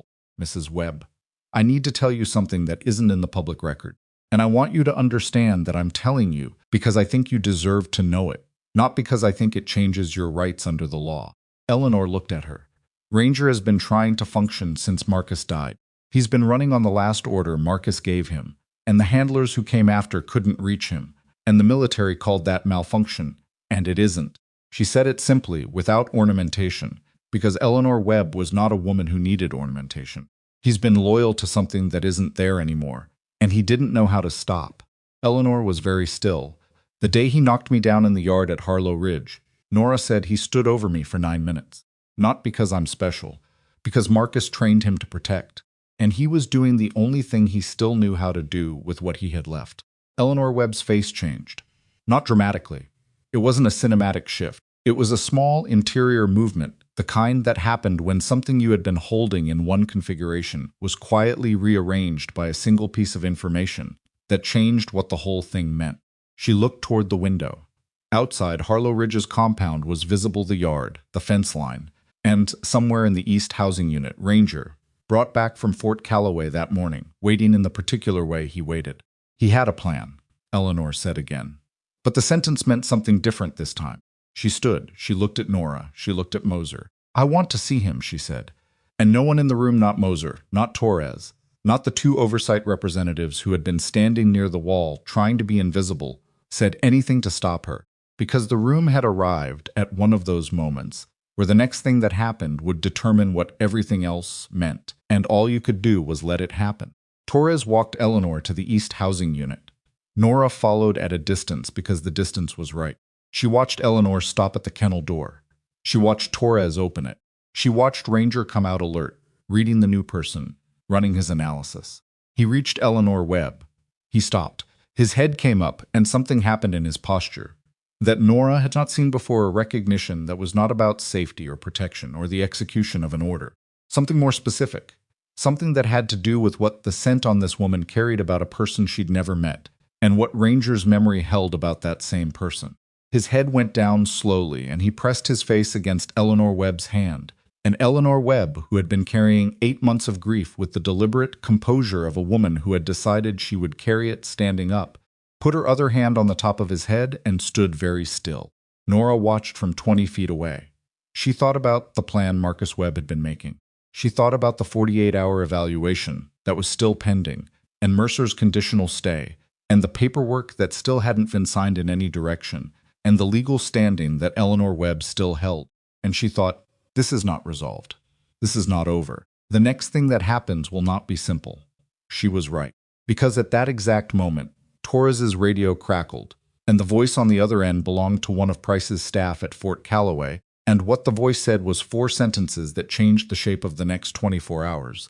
Entirely 4 sentences that Nora, standing 20 feet from Eleanor Webb and Ranger and 8 months of unfinished grief, could hear clearly in the quiet morning air of Harlow Ridge's compound. Colonel Mercer has moved the timeline. She wants the supplementary evaluation completed today, not in 48 hours. She has new information from the DoD Oversight Committee, and the euthanasia order has been reactivated. The radio crackled once more and then went quiet, and the silence it left behind was the kind that reorganized everything inside it. Nora was moving before she processed the full decision to move.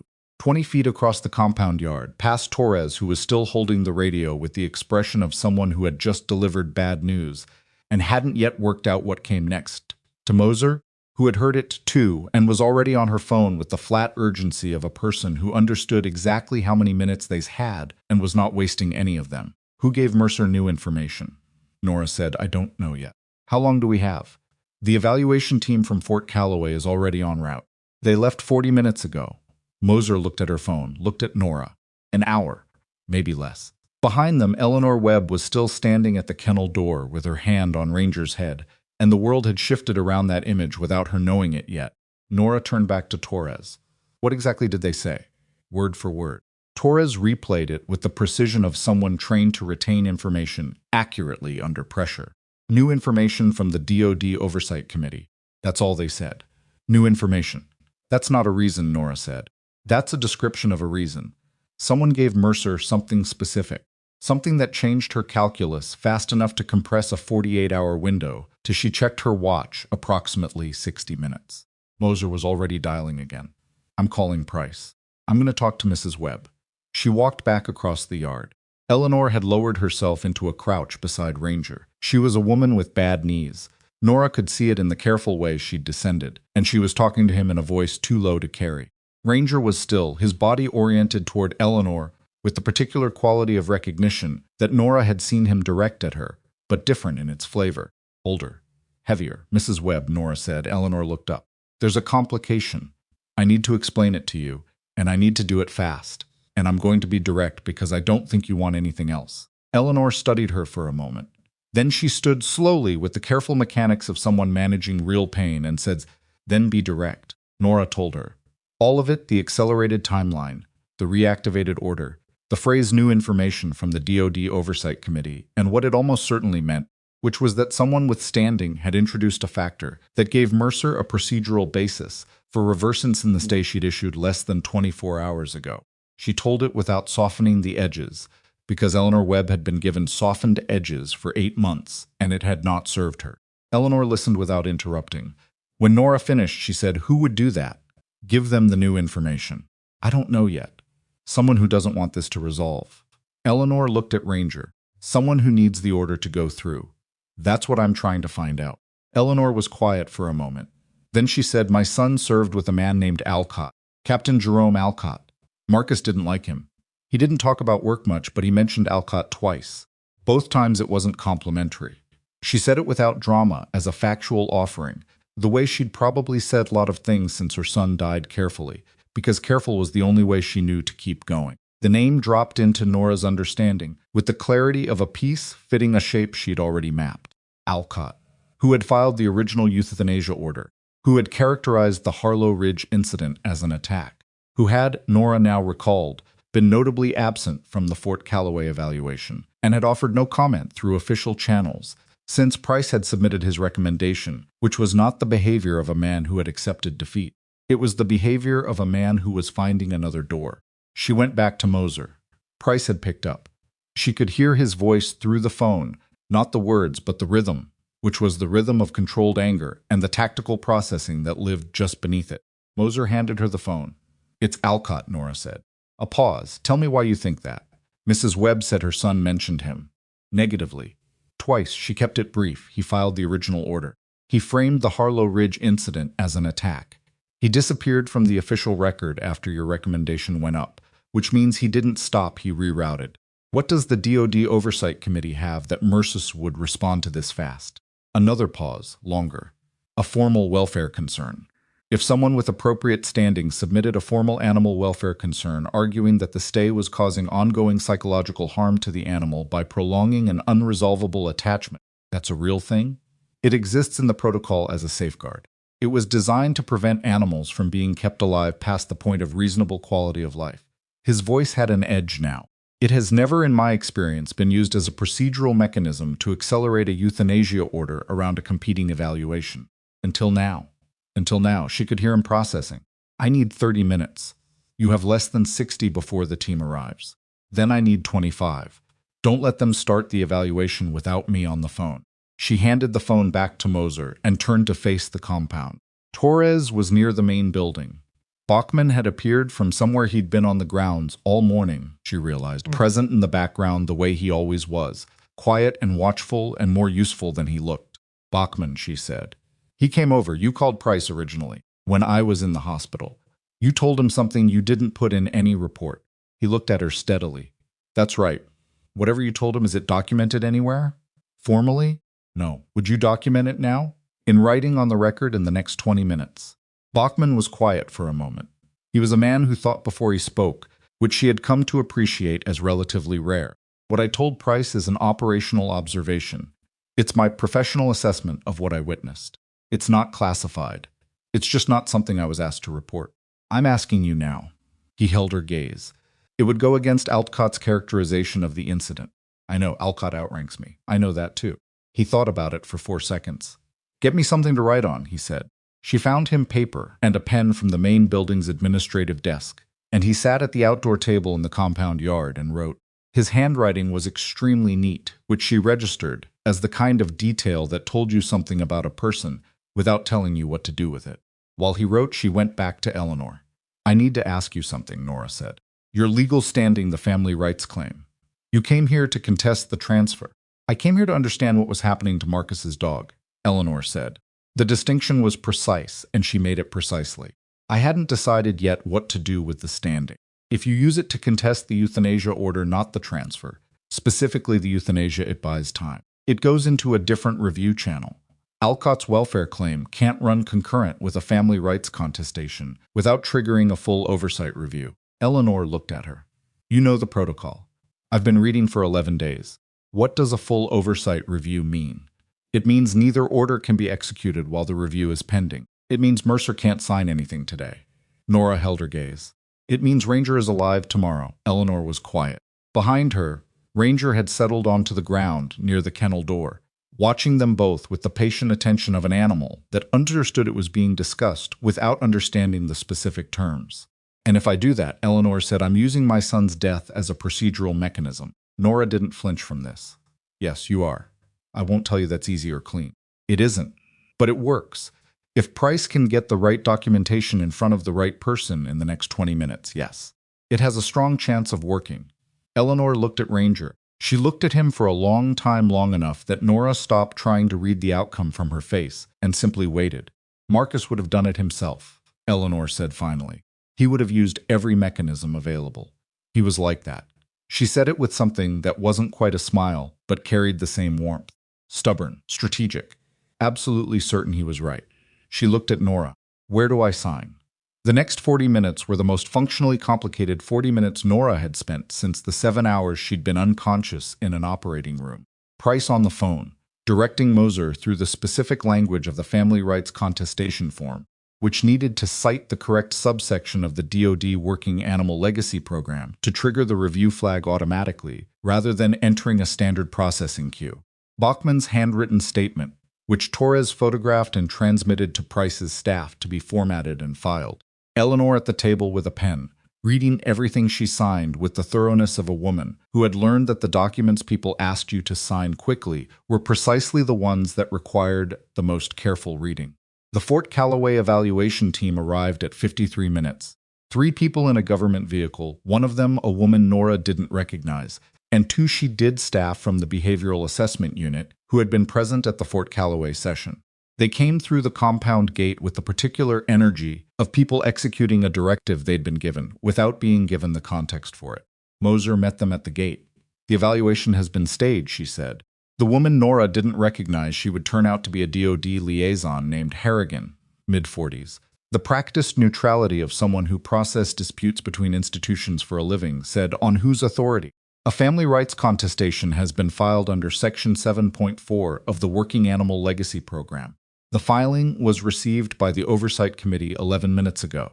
Under that section, all active orders affecting the animal in question are automatically stayed pending review.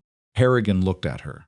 Then she looked at the compound, where Nora was standing near the main building, and Eleanor Webb was standing near the kennel, and Ranger was visible behind the kennel fence with the morning light on his dark coat and his attention on Eleanor. I'll need to verify the filing, Harrigan said. Of course, Moser said, and handed her a printed confirmation sheet, because Moser had been doing this for 23 years and understood that confirmation sheets were not optional. Harrigan read it. She looked at it for a while. Then she took out her phone and made a call, which lasted 6 minutes, and when she finished, she put the phone in her jacket pocket with the careful movement of someone recalibrating their day. The evaluation is staged, she said, pending review. She looked at the 2 staff members she'd brought and said, "We'll wait for instruction from Fort Calloway." Then she looked at Moser again, and her expression was the expression of a person who had just understood what had happened, but was several steps from understanding how. "How long has this been in preparation?" "The filing was completed this morning," Moser said, "based on information received this morning." Harrigan absorbed this. That's fast. Circumstances required it. Harrigan looked once more at the compound, at Eleanor by the kennel, at Nora by the building, at Bachman sitting at the outdoor table with the thoroughness of a man who had no intention of going anywhere. "Somebody did a lot of reading," she said, and it wasn't an accusation. It was closer to a professional recognition. "Someone had 11 days, Moser said. Inside the main building, 30 minutes later, Price's voice on the speakerphone had the quality of a man who had fought hard for a specific outcome and was now managing the specific kind of exhaustion that followed. "The review will take 72 hours minimum," he said. "The Oversight Committee has to examine both Alcott's welfare claim and the family rights contestation. They can't approve either order while both are active." "And Alcott's claim?" Nora asked. "It's going to be scrutinized." His voice carried something she hadn't heard in it before, not satisfaction, but something adjacent. "The Welfare Concern Protocol requires that the submitting party demonstrate direct knowledge of the animal's condition. Alcott's last direct contact with Ranger was the corridor at Cascade Ridge 3 weeks ago. He has no post-evaluation documentation, no behavioral observation records, no veterinary consultation. The claim is procedurally valid but evidentially thin." A pause. "And I've submitted Bachman's statement, which directly contradicts Alcott's characterization of the Harlow Ridge incident, along with Torres's original report, along with Shaughnessy's supplementary note, along with your dictated statement, Nora, and the Fort Calloway behavioral assessment record." "What does the Fort Calloway record say?" "It says Ranger completed the evaluation without a single aggressive incident. It says he demonstrated adaptive compliance across 4 stages of escalating pressure. It says," and here Price's voice shifted, just fractionally, "that the evaluation team's professional assessment is that the behavioral flag should be reclassified from aggression risk to trauma response with active management potential." The room was quiet. "Who signed that?" Moser asked. "The lead assessor." Another pause. "She called me last night. She'd been thinking about what she'd seen at the session. She said she'd spent 16 years evaluating dogs, and she'd never seen one make the kind of deliberate choice Ranger made in stage 4. She said it changed her assessment." Nora sat down. The chair was hard, and the room was cold, in the specific way of functional buildings that prioritized utility over comfort. And she sat in it and thought about the lead assessor calling Price the night before, having spent the day turning over what she'd seen, arriving at a different conclusion than the one she'd come in with. She thought about what it meant for a professional to change their mind on the basis of evidence when changing their mind had professional costs. It was not a small thing. It was, in her experience, one of the rarer things. "What happens now?" Eleanor asked.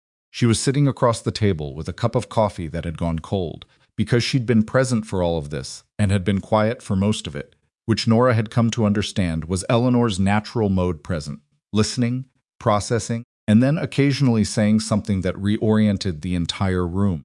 "The 72-hour review," Price said. "After that, the Oversight Committee either approves the family rights claim and initiates a formal transfer review, or they find for Alcott's welfare concern and the order is reinstated." Or he stopped. Eleanor said. "Or someone higher than Mercer decides to weigh in, which is unlikely but not impossible, depending on how much attention this generates." Nora looked at the wall. She looked at it for a while and thought about 72 hours and what could happen inside them in both directions. "Price," she said, "what does Alcott gain if the order goes through? Specifically, what is he protecting?" The pause that followed told her she'd asked the right question at the right time. "What makes you think he's protecting something specific?" "Because a euthanasia recommendation I could understand. It's a judgment call, it's defensible, it might even be wrong in a good faith way. But filing a welfare concern to override a stay issued by his own superior officer, that's not a judgment call. That's a move. That's someone who needs a specific outcome, badly enough to take a procedural risk." Moser was looking at her. "You think there's something in Ranger's classified record that Alcott doesn't want reviewed?" "I think the section of Ranger's record marked classified is the section that describes what happened on the last mission. And I think the full oversight review that gets triggered by the family rights contestation. She paused. I think that review has access to classified records that standard behavioral evaluations don't. The silence on the phone was long enough to be meaningful. Price, Nora said. I'm thinking, he said. Is that a possible interpretation? It's a possible interpretation, he said. It's also one I can't confirm or deny from where I'm sitting. But his voice had the texture of someone who had just confirmed something without confirming it. I'd recommend not pursuing that line publicly. The Oversight Committee will go where the evidence takes them. And if the evidence takes them into the classified record, then it does, he said. And there was something final in the way he said it, final and deliberate. The quality of a door being opened by someone who understood exactly what they were opening. The 72 hours did not pass quietly. The first shift came at hour 19, when an internal memo from Fort Calloway's legal office arrived in Moser's inbox, not addressed to Moser, but CC'd to her through the Oversight Committee's distribution list, which meant someone at the committee had decided she should see it. The memo was from a JAG officer named Captain Fielding, and it was 3 paragraphs that opened a formal inquiry into the procedural basis of Alcott's welfare claim. Specifically, it questioned whether Alcott had the standing to file under the Welfare Concern Protocol, given that he had not been the case officer of record since Price's involvement, and whether the filing had been submitted in compliance with the protocol's disclosure requirements, which mandated that the submitting party declare any personal or professional interest in the outcome. Alcott had not declared an interest. Nora read the memo twice and then read the disclosure requirements section of the protocol, which she had read before during her 11 days of research, but which meant something more specific now. A personal or professional interest meant any stake in the outcome beyond the animal's welfare. It was broad language. It was broad language that, if the Oversight Committee decided to apply it broadly, would require Alcott to explain what his interest was. She called Price. The JAG inquiry, she said. Did you push for that? I mentioned the disclosure requirement to someone at the legal office, he said. I did not push for anything. What happens if Alcott can't satisfy the disclosure inquiry? The welfare claim is invalidated. The contestation stands alone. The review continues. A pause. It would also open a secondary inquiry into whether the original euthanasia recommendation was filed with appropriate documentation and disclosure. The original recommendation, which Alcott filed. Yes. And if that inquiry finds that the original recommendation was motivated by something other than animal welfare, then the recommendation is invalid, and the entire basis for the current order collapses. He said it with the stillness of someone who had been building toward this for some time, along with Alcott's credibility on anything related to this case, including his characterization of the Harlow Ridge incident as an attack. Nora sat with the shape of this. He built his whole structure on the attack characterization, she said. If that falls, everything built on it falls. She looked out the window of the Harlow Ridge main building. The compound was quiet in the afternoon. Torres was walking Ranger in the north yard, the two of them moving with the particular ease that had developed between them over the weeks, not comfort exactly, but a functional trust, the kind that formed between two creatures who had decided the other was worth the effort. How long for the disclosure inquiry, she asked. 48 hours, maybe less. Alcott will be notified and given the opportunity to respond. And if he responds, then we find out what he's willing to say on the record. The second shift came at hour 31. It came in the form of Eleanor Webb, who appeared in the main building's doorway at 9 p.m. with her coat still on, and an expression that meant she'd been sitting with something for a while and had decided to stop sitting with it. I want to see the classified section, she said. Nora looked up from the table where she'd been working. You don't have clearance for, I have next of kin standing. The legacy program includes a provision for next of kin review of mission records when those records relate to the circumstances of the service member's death. Eleanor's voice was level, and it was very clear that she had spent the last several hours reading, which Nora recognized as a trait they shared and felt the weight of accordingly. I looked it up. Eleanor, I want to know what happened. I have a right to know what happened. And I think that whatever is in that record is the thing Alcott has been trying to bury. She looked at Nora steadily.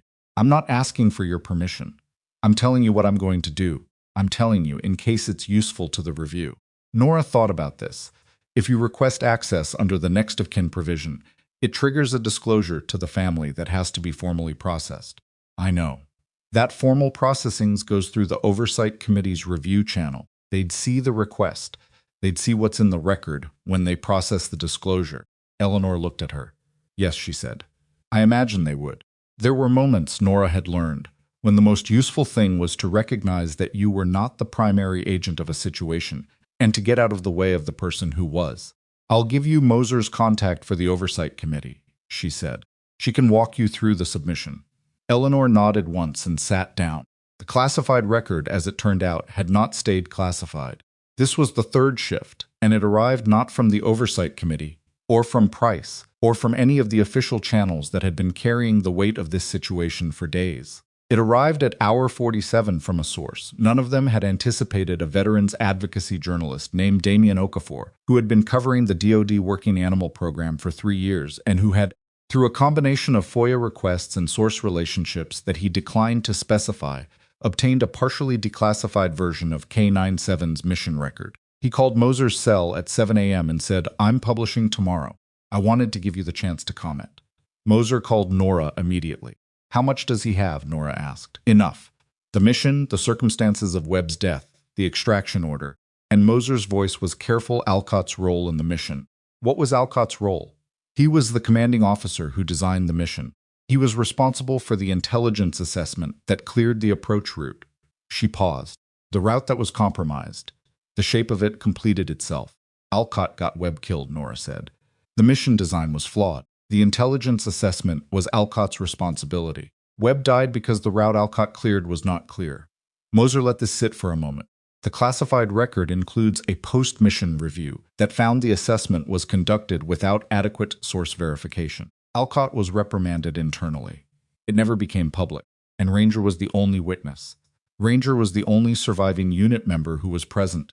The post-mission review relied primarily on signals intelligence and satellite data because there were no surviving human witnesses who could speak to the tactical sequence on the ground. Moser's voice was very steady. Ranger's behavioral record his evaluations, his assessments.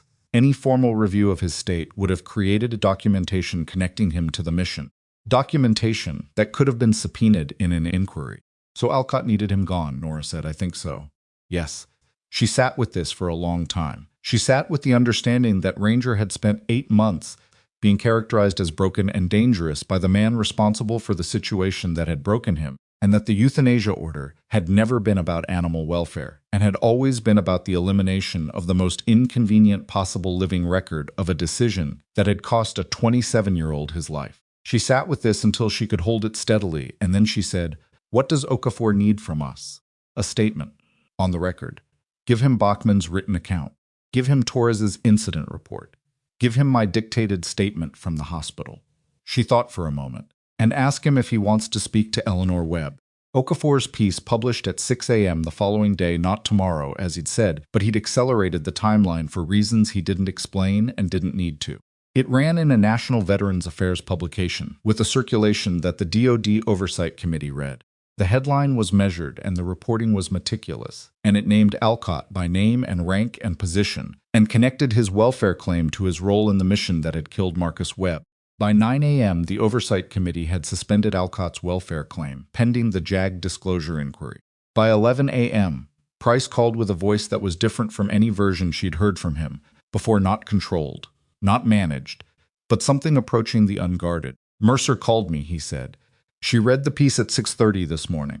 She requested the full classified record through her oversight access at 7 a.m. She read it before 9, a pause. She's withdrawing her acceleration of the timeline. And the euthanasia order? She's recommending it be reclassified as pending further review, to be resolved through the oversight process rather than the standard behavioral assessment channel." Another pause. He stopped. Price. She also said, and I'm quoting directly because I want you to hear it exactly as she said it, "I should have read the full record before I signed anything. I made a decision based on partial information presented by a source I had no reason to question. I was wrong." He paused. "She doesn't say that often. I've worked with her for 9 years. I've heard it twice." Nora looked at the window. Outside, the compound was in the morning light, clear, cold, the particular quality of light that made everything look temporarily simple. "It's not over," she said. "No. The review still has to run. The family rights contestation still has to be formally resolved. Eleanor's next-of-kin disclosure request is still processing. It'll take weeks," Nora said, "at least, and Ranger is at Harlow Ridge in the meantime." "In the meantime, yes, with Torres. With Bachman. With Dr. Moser's program running. A pause. With you to whatever extent your medical clearance allows. She thought about Lund's restrictions. The follow-up imaging was in 2 days.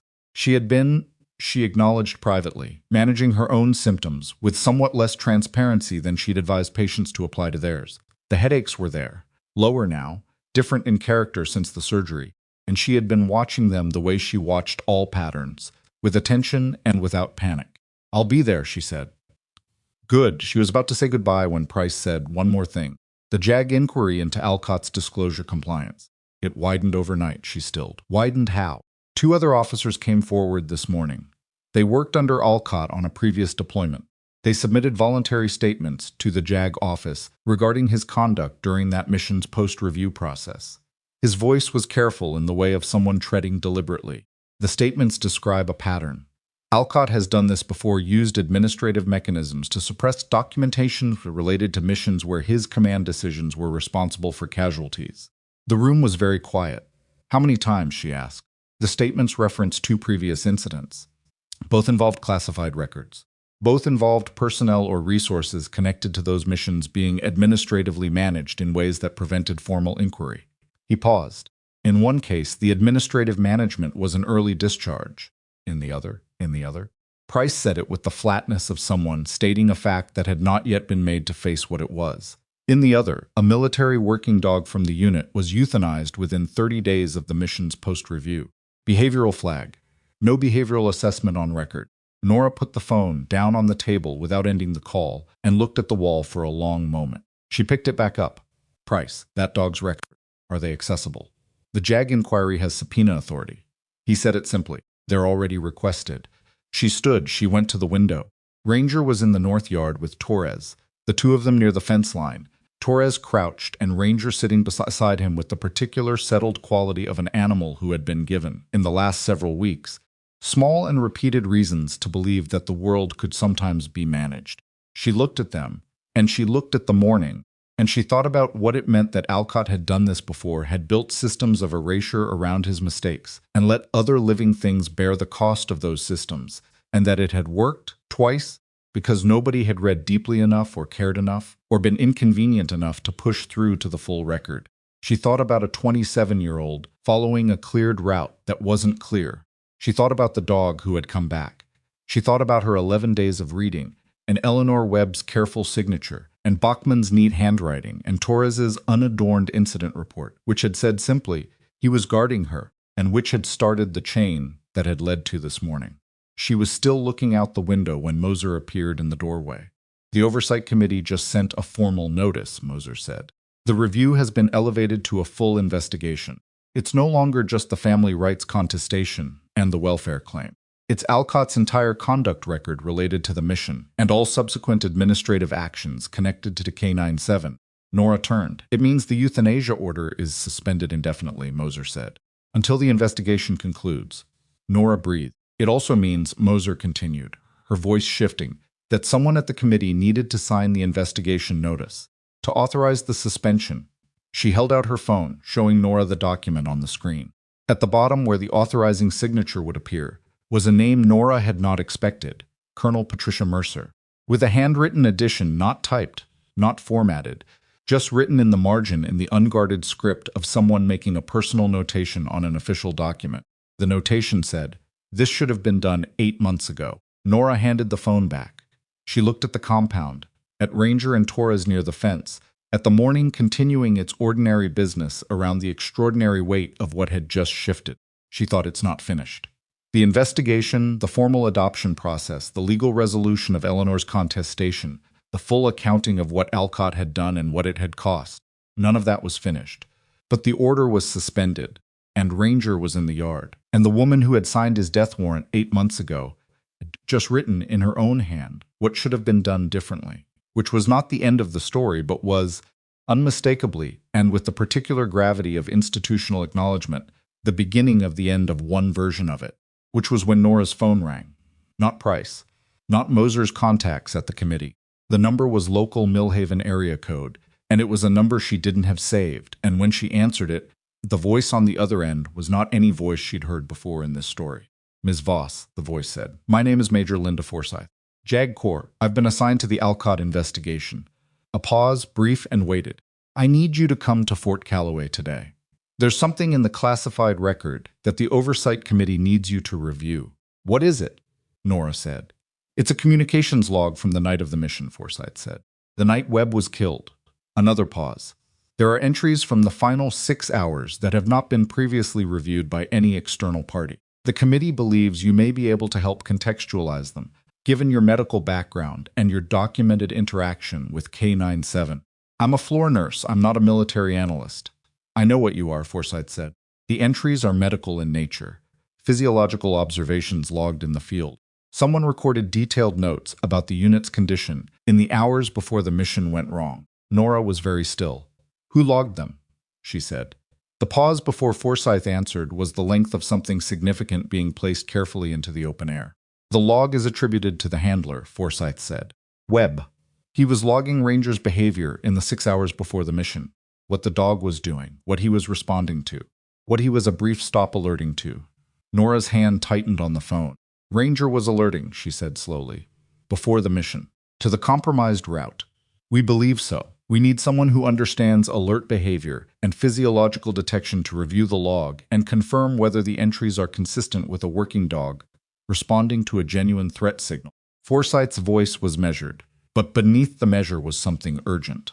If they are consistent, if Ranger was alerting to the compromised intelligence in the hours before the mission, and that alert was documented and ignored or suppressed. She stopped. She didn't need to finish. Nora finished it herself quietly to the window in the compound in the morning. Alcott didn't just fail to clear the route properly. He had warning, and he sent them anyway. She drove to Fort Calloway alone. Moser offered to come. Torres offered to drive. Eleanor, who had been sitting at the Harlow Ridge table with her third cup of cold coffee when the call ended, looked at Nora with the expression of a woman who understood exactly what this meant and was prepared to do whatever was needed. Nora told all of them no, thanked all of them, and got in her car. She needed the 2 hours. She had learned over years of nursing that there were situations that required you to arrive already settled, not calm, not detached, but settled, which was a different thing. Calm was the absence of feeling. Settled was feeling everything, and having found a way to stand inside it. She used the drive to do that work. She watched the highway unfold through the Cascade foothills, and she thought about Webb logging Ranger's behavior in the 6 hours before the mission, writing down what the dog was doing with the careful specificity of a handler who trusted what his animal was telling him. And she thought about what it meant that those notes existed and had been sitting in a classified file for 8 months, while the dog who had generated them was being processed toward execution. She arrived at Fort Calloway at 11:40 a.m. and was taken directly to a room she hadn't been in before, smaller than the assessment spaces, more administrative, with the institutional lighting of a place where paperwork happened rather than people. Major Forsyth was already there, along with a civilian archivist and a second JAG officer, whose name Nora didn't catch immediately. Forsyth was younger than her voice had suggested, mid-30s, with the contained energy of someone running on purpose and caffeine in roughly equal measure. She stood when Nora came in and shook her hand with the directness of a person who had decided formality was a waste of both their time. "Thank you for coming quickly," Forsyth said. "Tell me what you have," Nora said. The communications log was printed 41 pages, the 6-hour window before the mission's execution.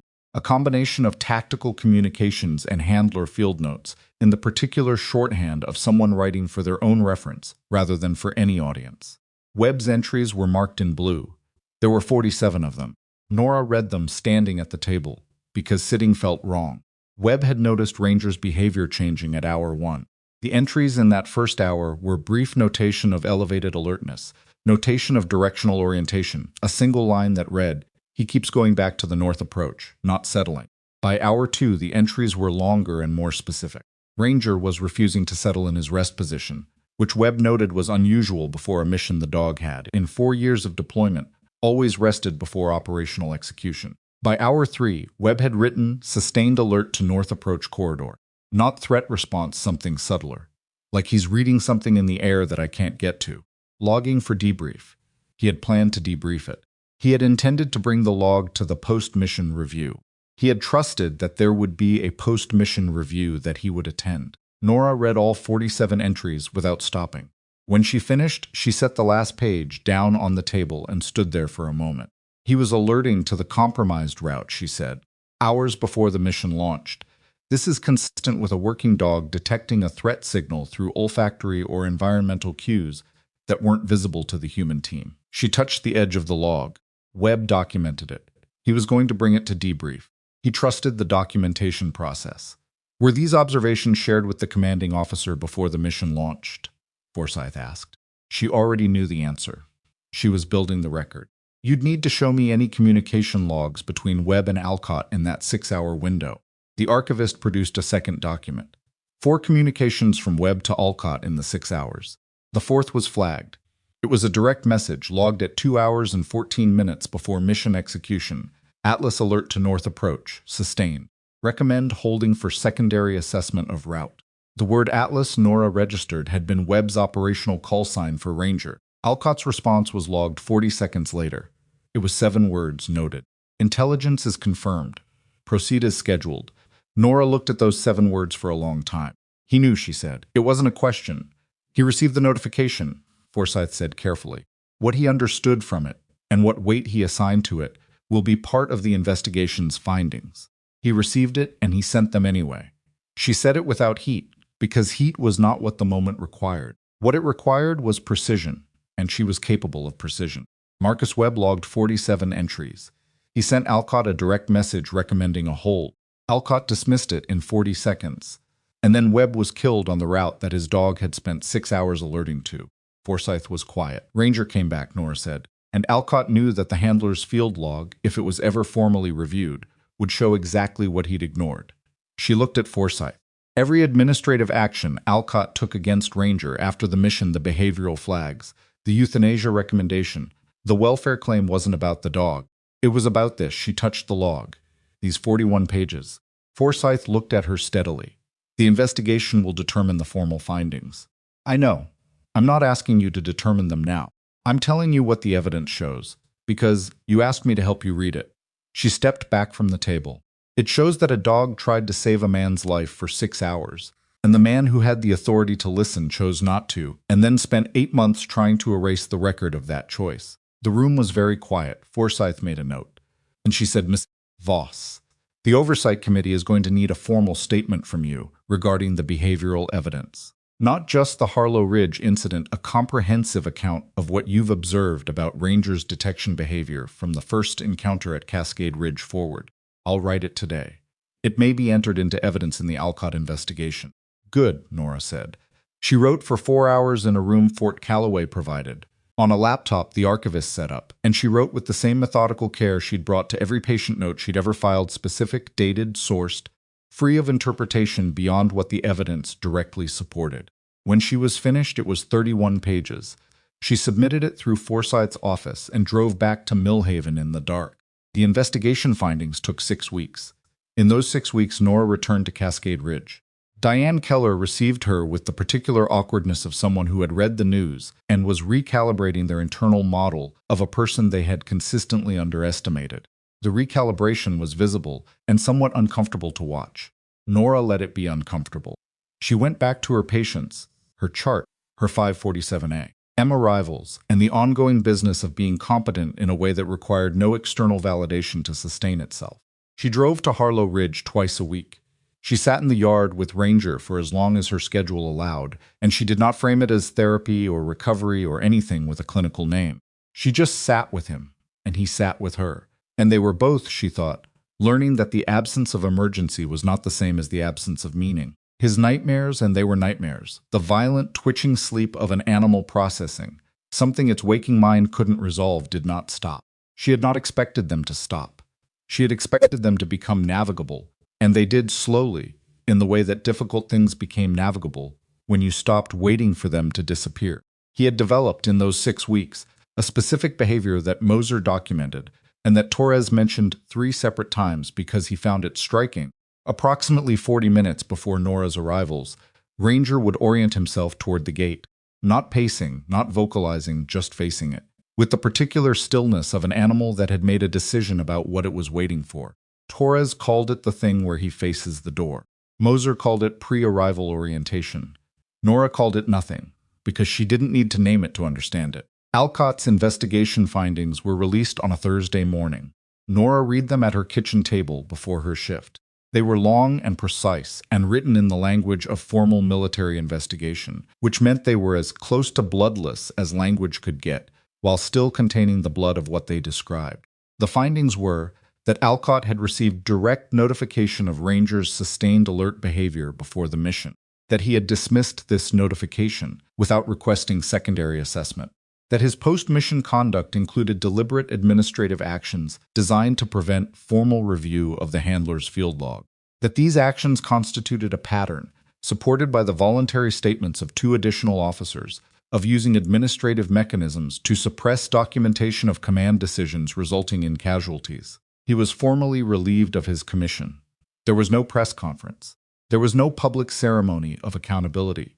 He was relieved, and the findings were entered into the formal record, and the record became part of the permanent institutional history of what had happened on that mission.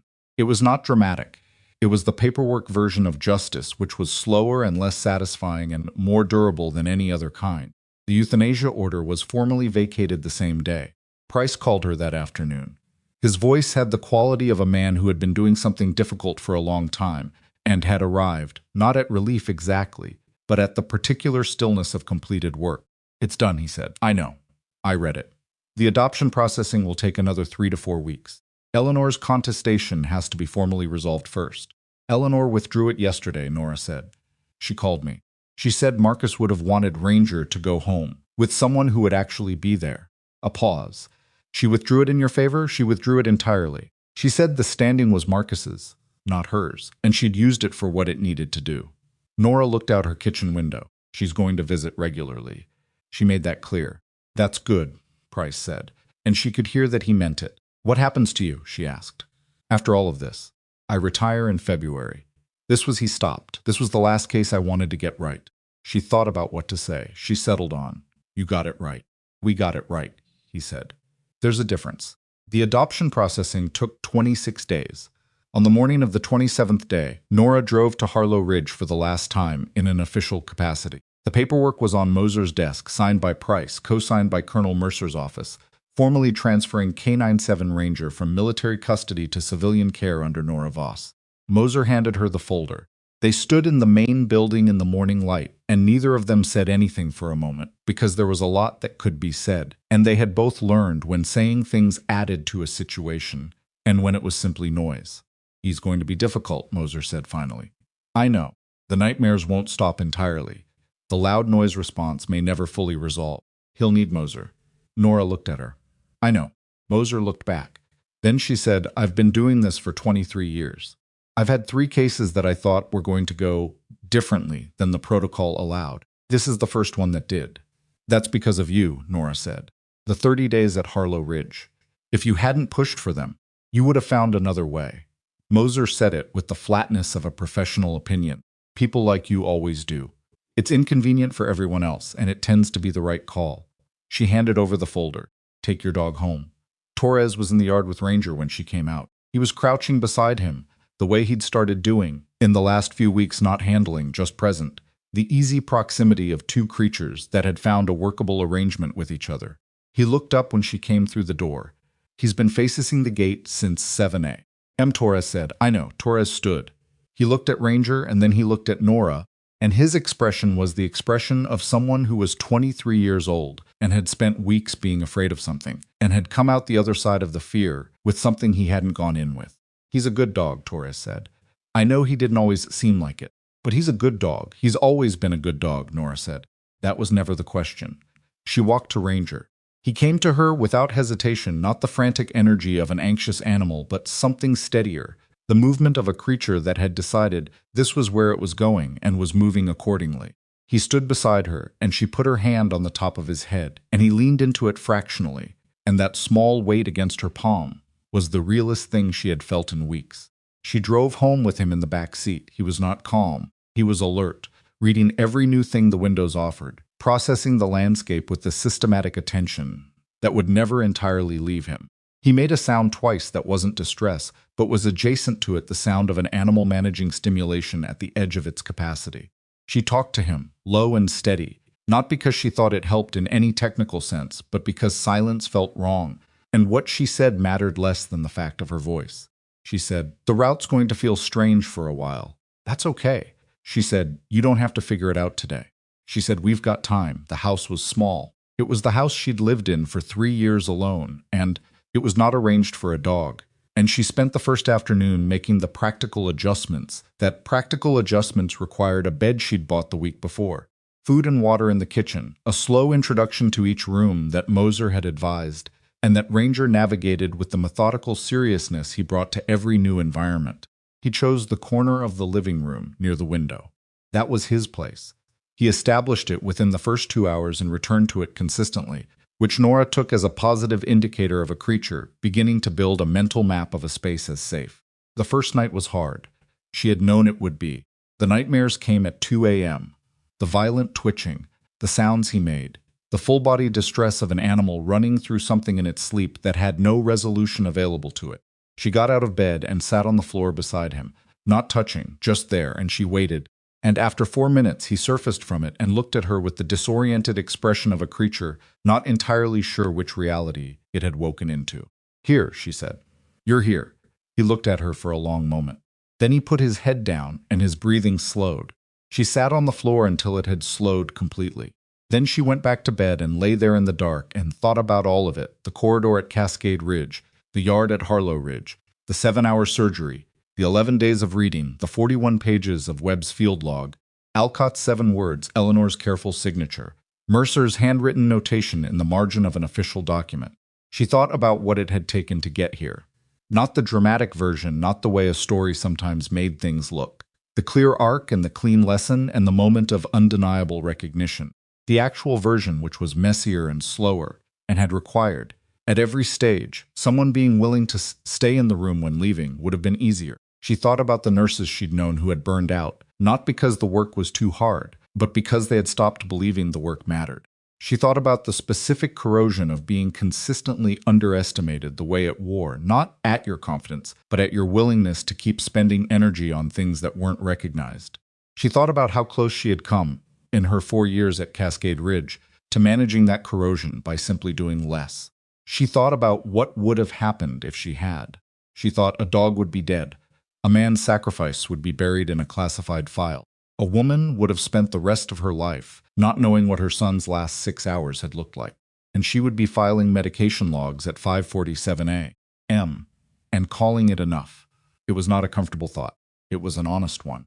In the weeks that followed, she and Ranger built the particular architecture of a shared life, not seamlessly, not without friction, but with the stubborn incrementalism of two creatures that had decided each other was worth the work. He learned her schedule. She learned his triggers. They negotiated the specific geography of the house and the yard and the route she walked in the mornings, which he approached the first time like enemy territory and the 6th time like something approaching familiar. He began alerting her, not to external threats to herself. It happened first on a Tuesday morning, 3 weeks in, when the familiar edge of a headache arrived with the particular quality that preceded the visual disturbances.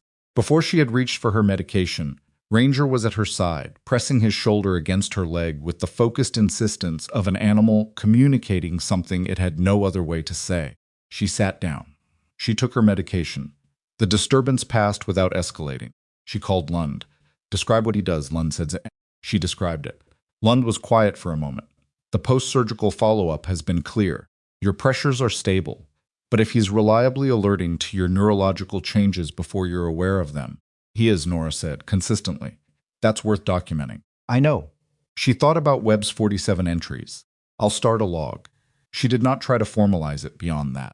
There were researchers who contacted her over the following months, 2 academics studying physiological detection in working animals, one from a university program she respected, and she spoke with them carefully and at length, because the question was legitimate and the research mattered. But she also said, each time clearly, he is not a tool. He participates because he chooses to, and his welfare is not negotiable in exchange for data. They accepted this, the ones worth speaking to did. Eleanor Webb came the first Sunday of every month. She brought food that she and Nora ate at the kitchen table while Ranger occupied his corner and occasionally migrated toward Eleanor with the particular quality of attention he reserved for her, specifically not protective, not alert, but something older and quieter.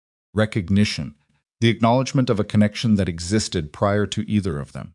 Eleanor talked about Marcus on those Sundays. Not always, not forced, but naturally the way you talks about someone when you were finally somewhere safe enough to do it without bracing for the pain. She told Nora about the plan he'd had, the house he'd been saving for, the yard he'd described to her in a phone call 8 months before his last deployment, the way he'd said Atlas needs somewhere he can just be a dog for once. He would have done exactly what you did, Eleanor said once. He would have read everything. He would have known every protocol. He did know, Nora said. He logged 47 entries. He sent the message. He did everything right. Eleanor looked at Ranger in his corner. Yes, she said. He did. They sat with that for a while. Price retired in February.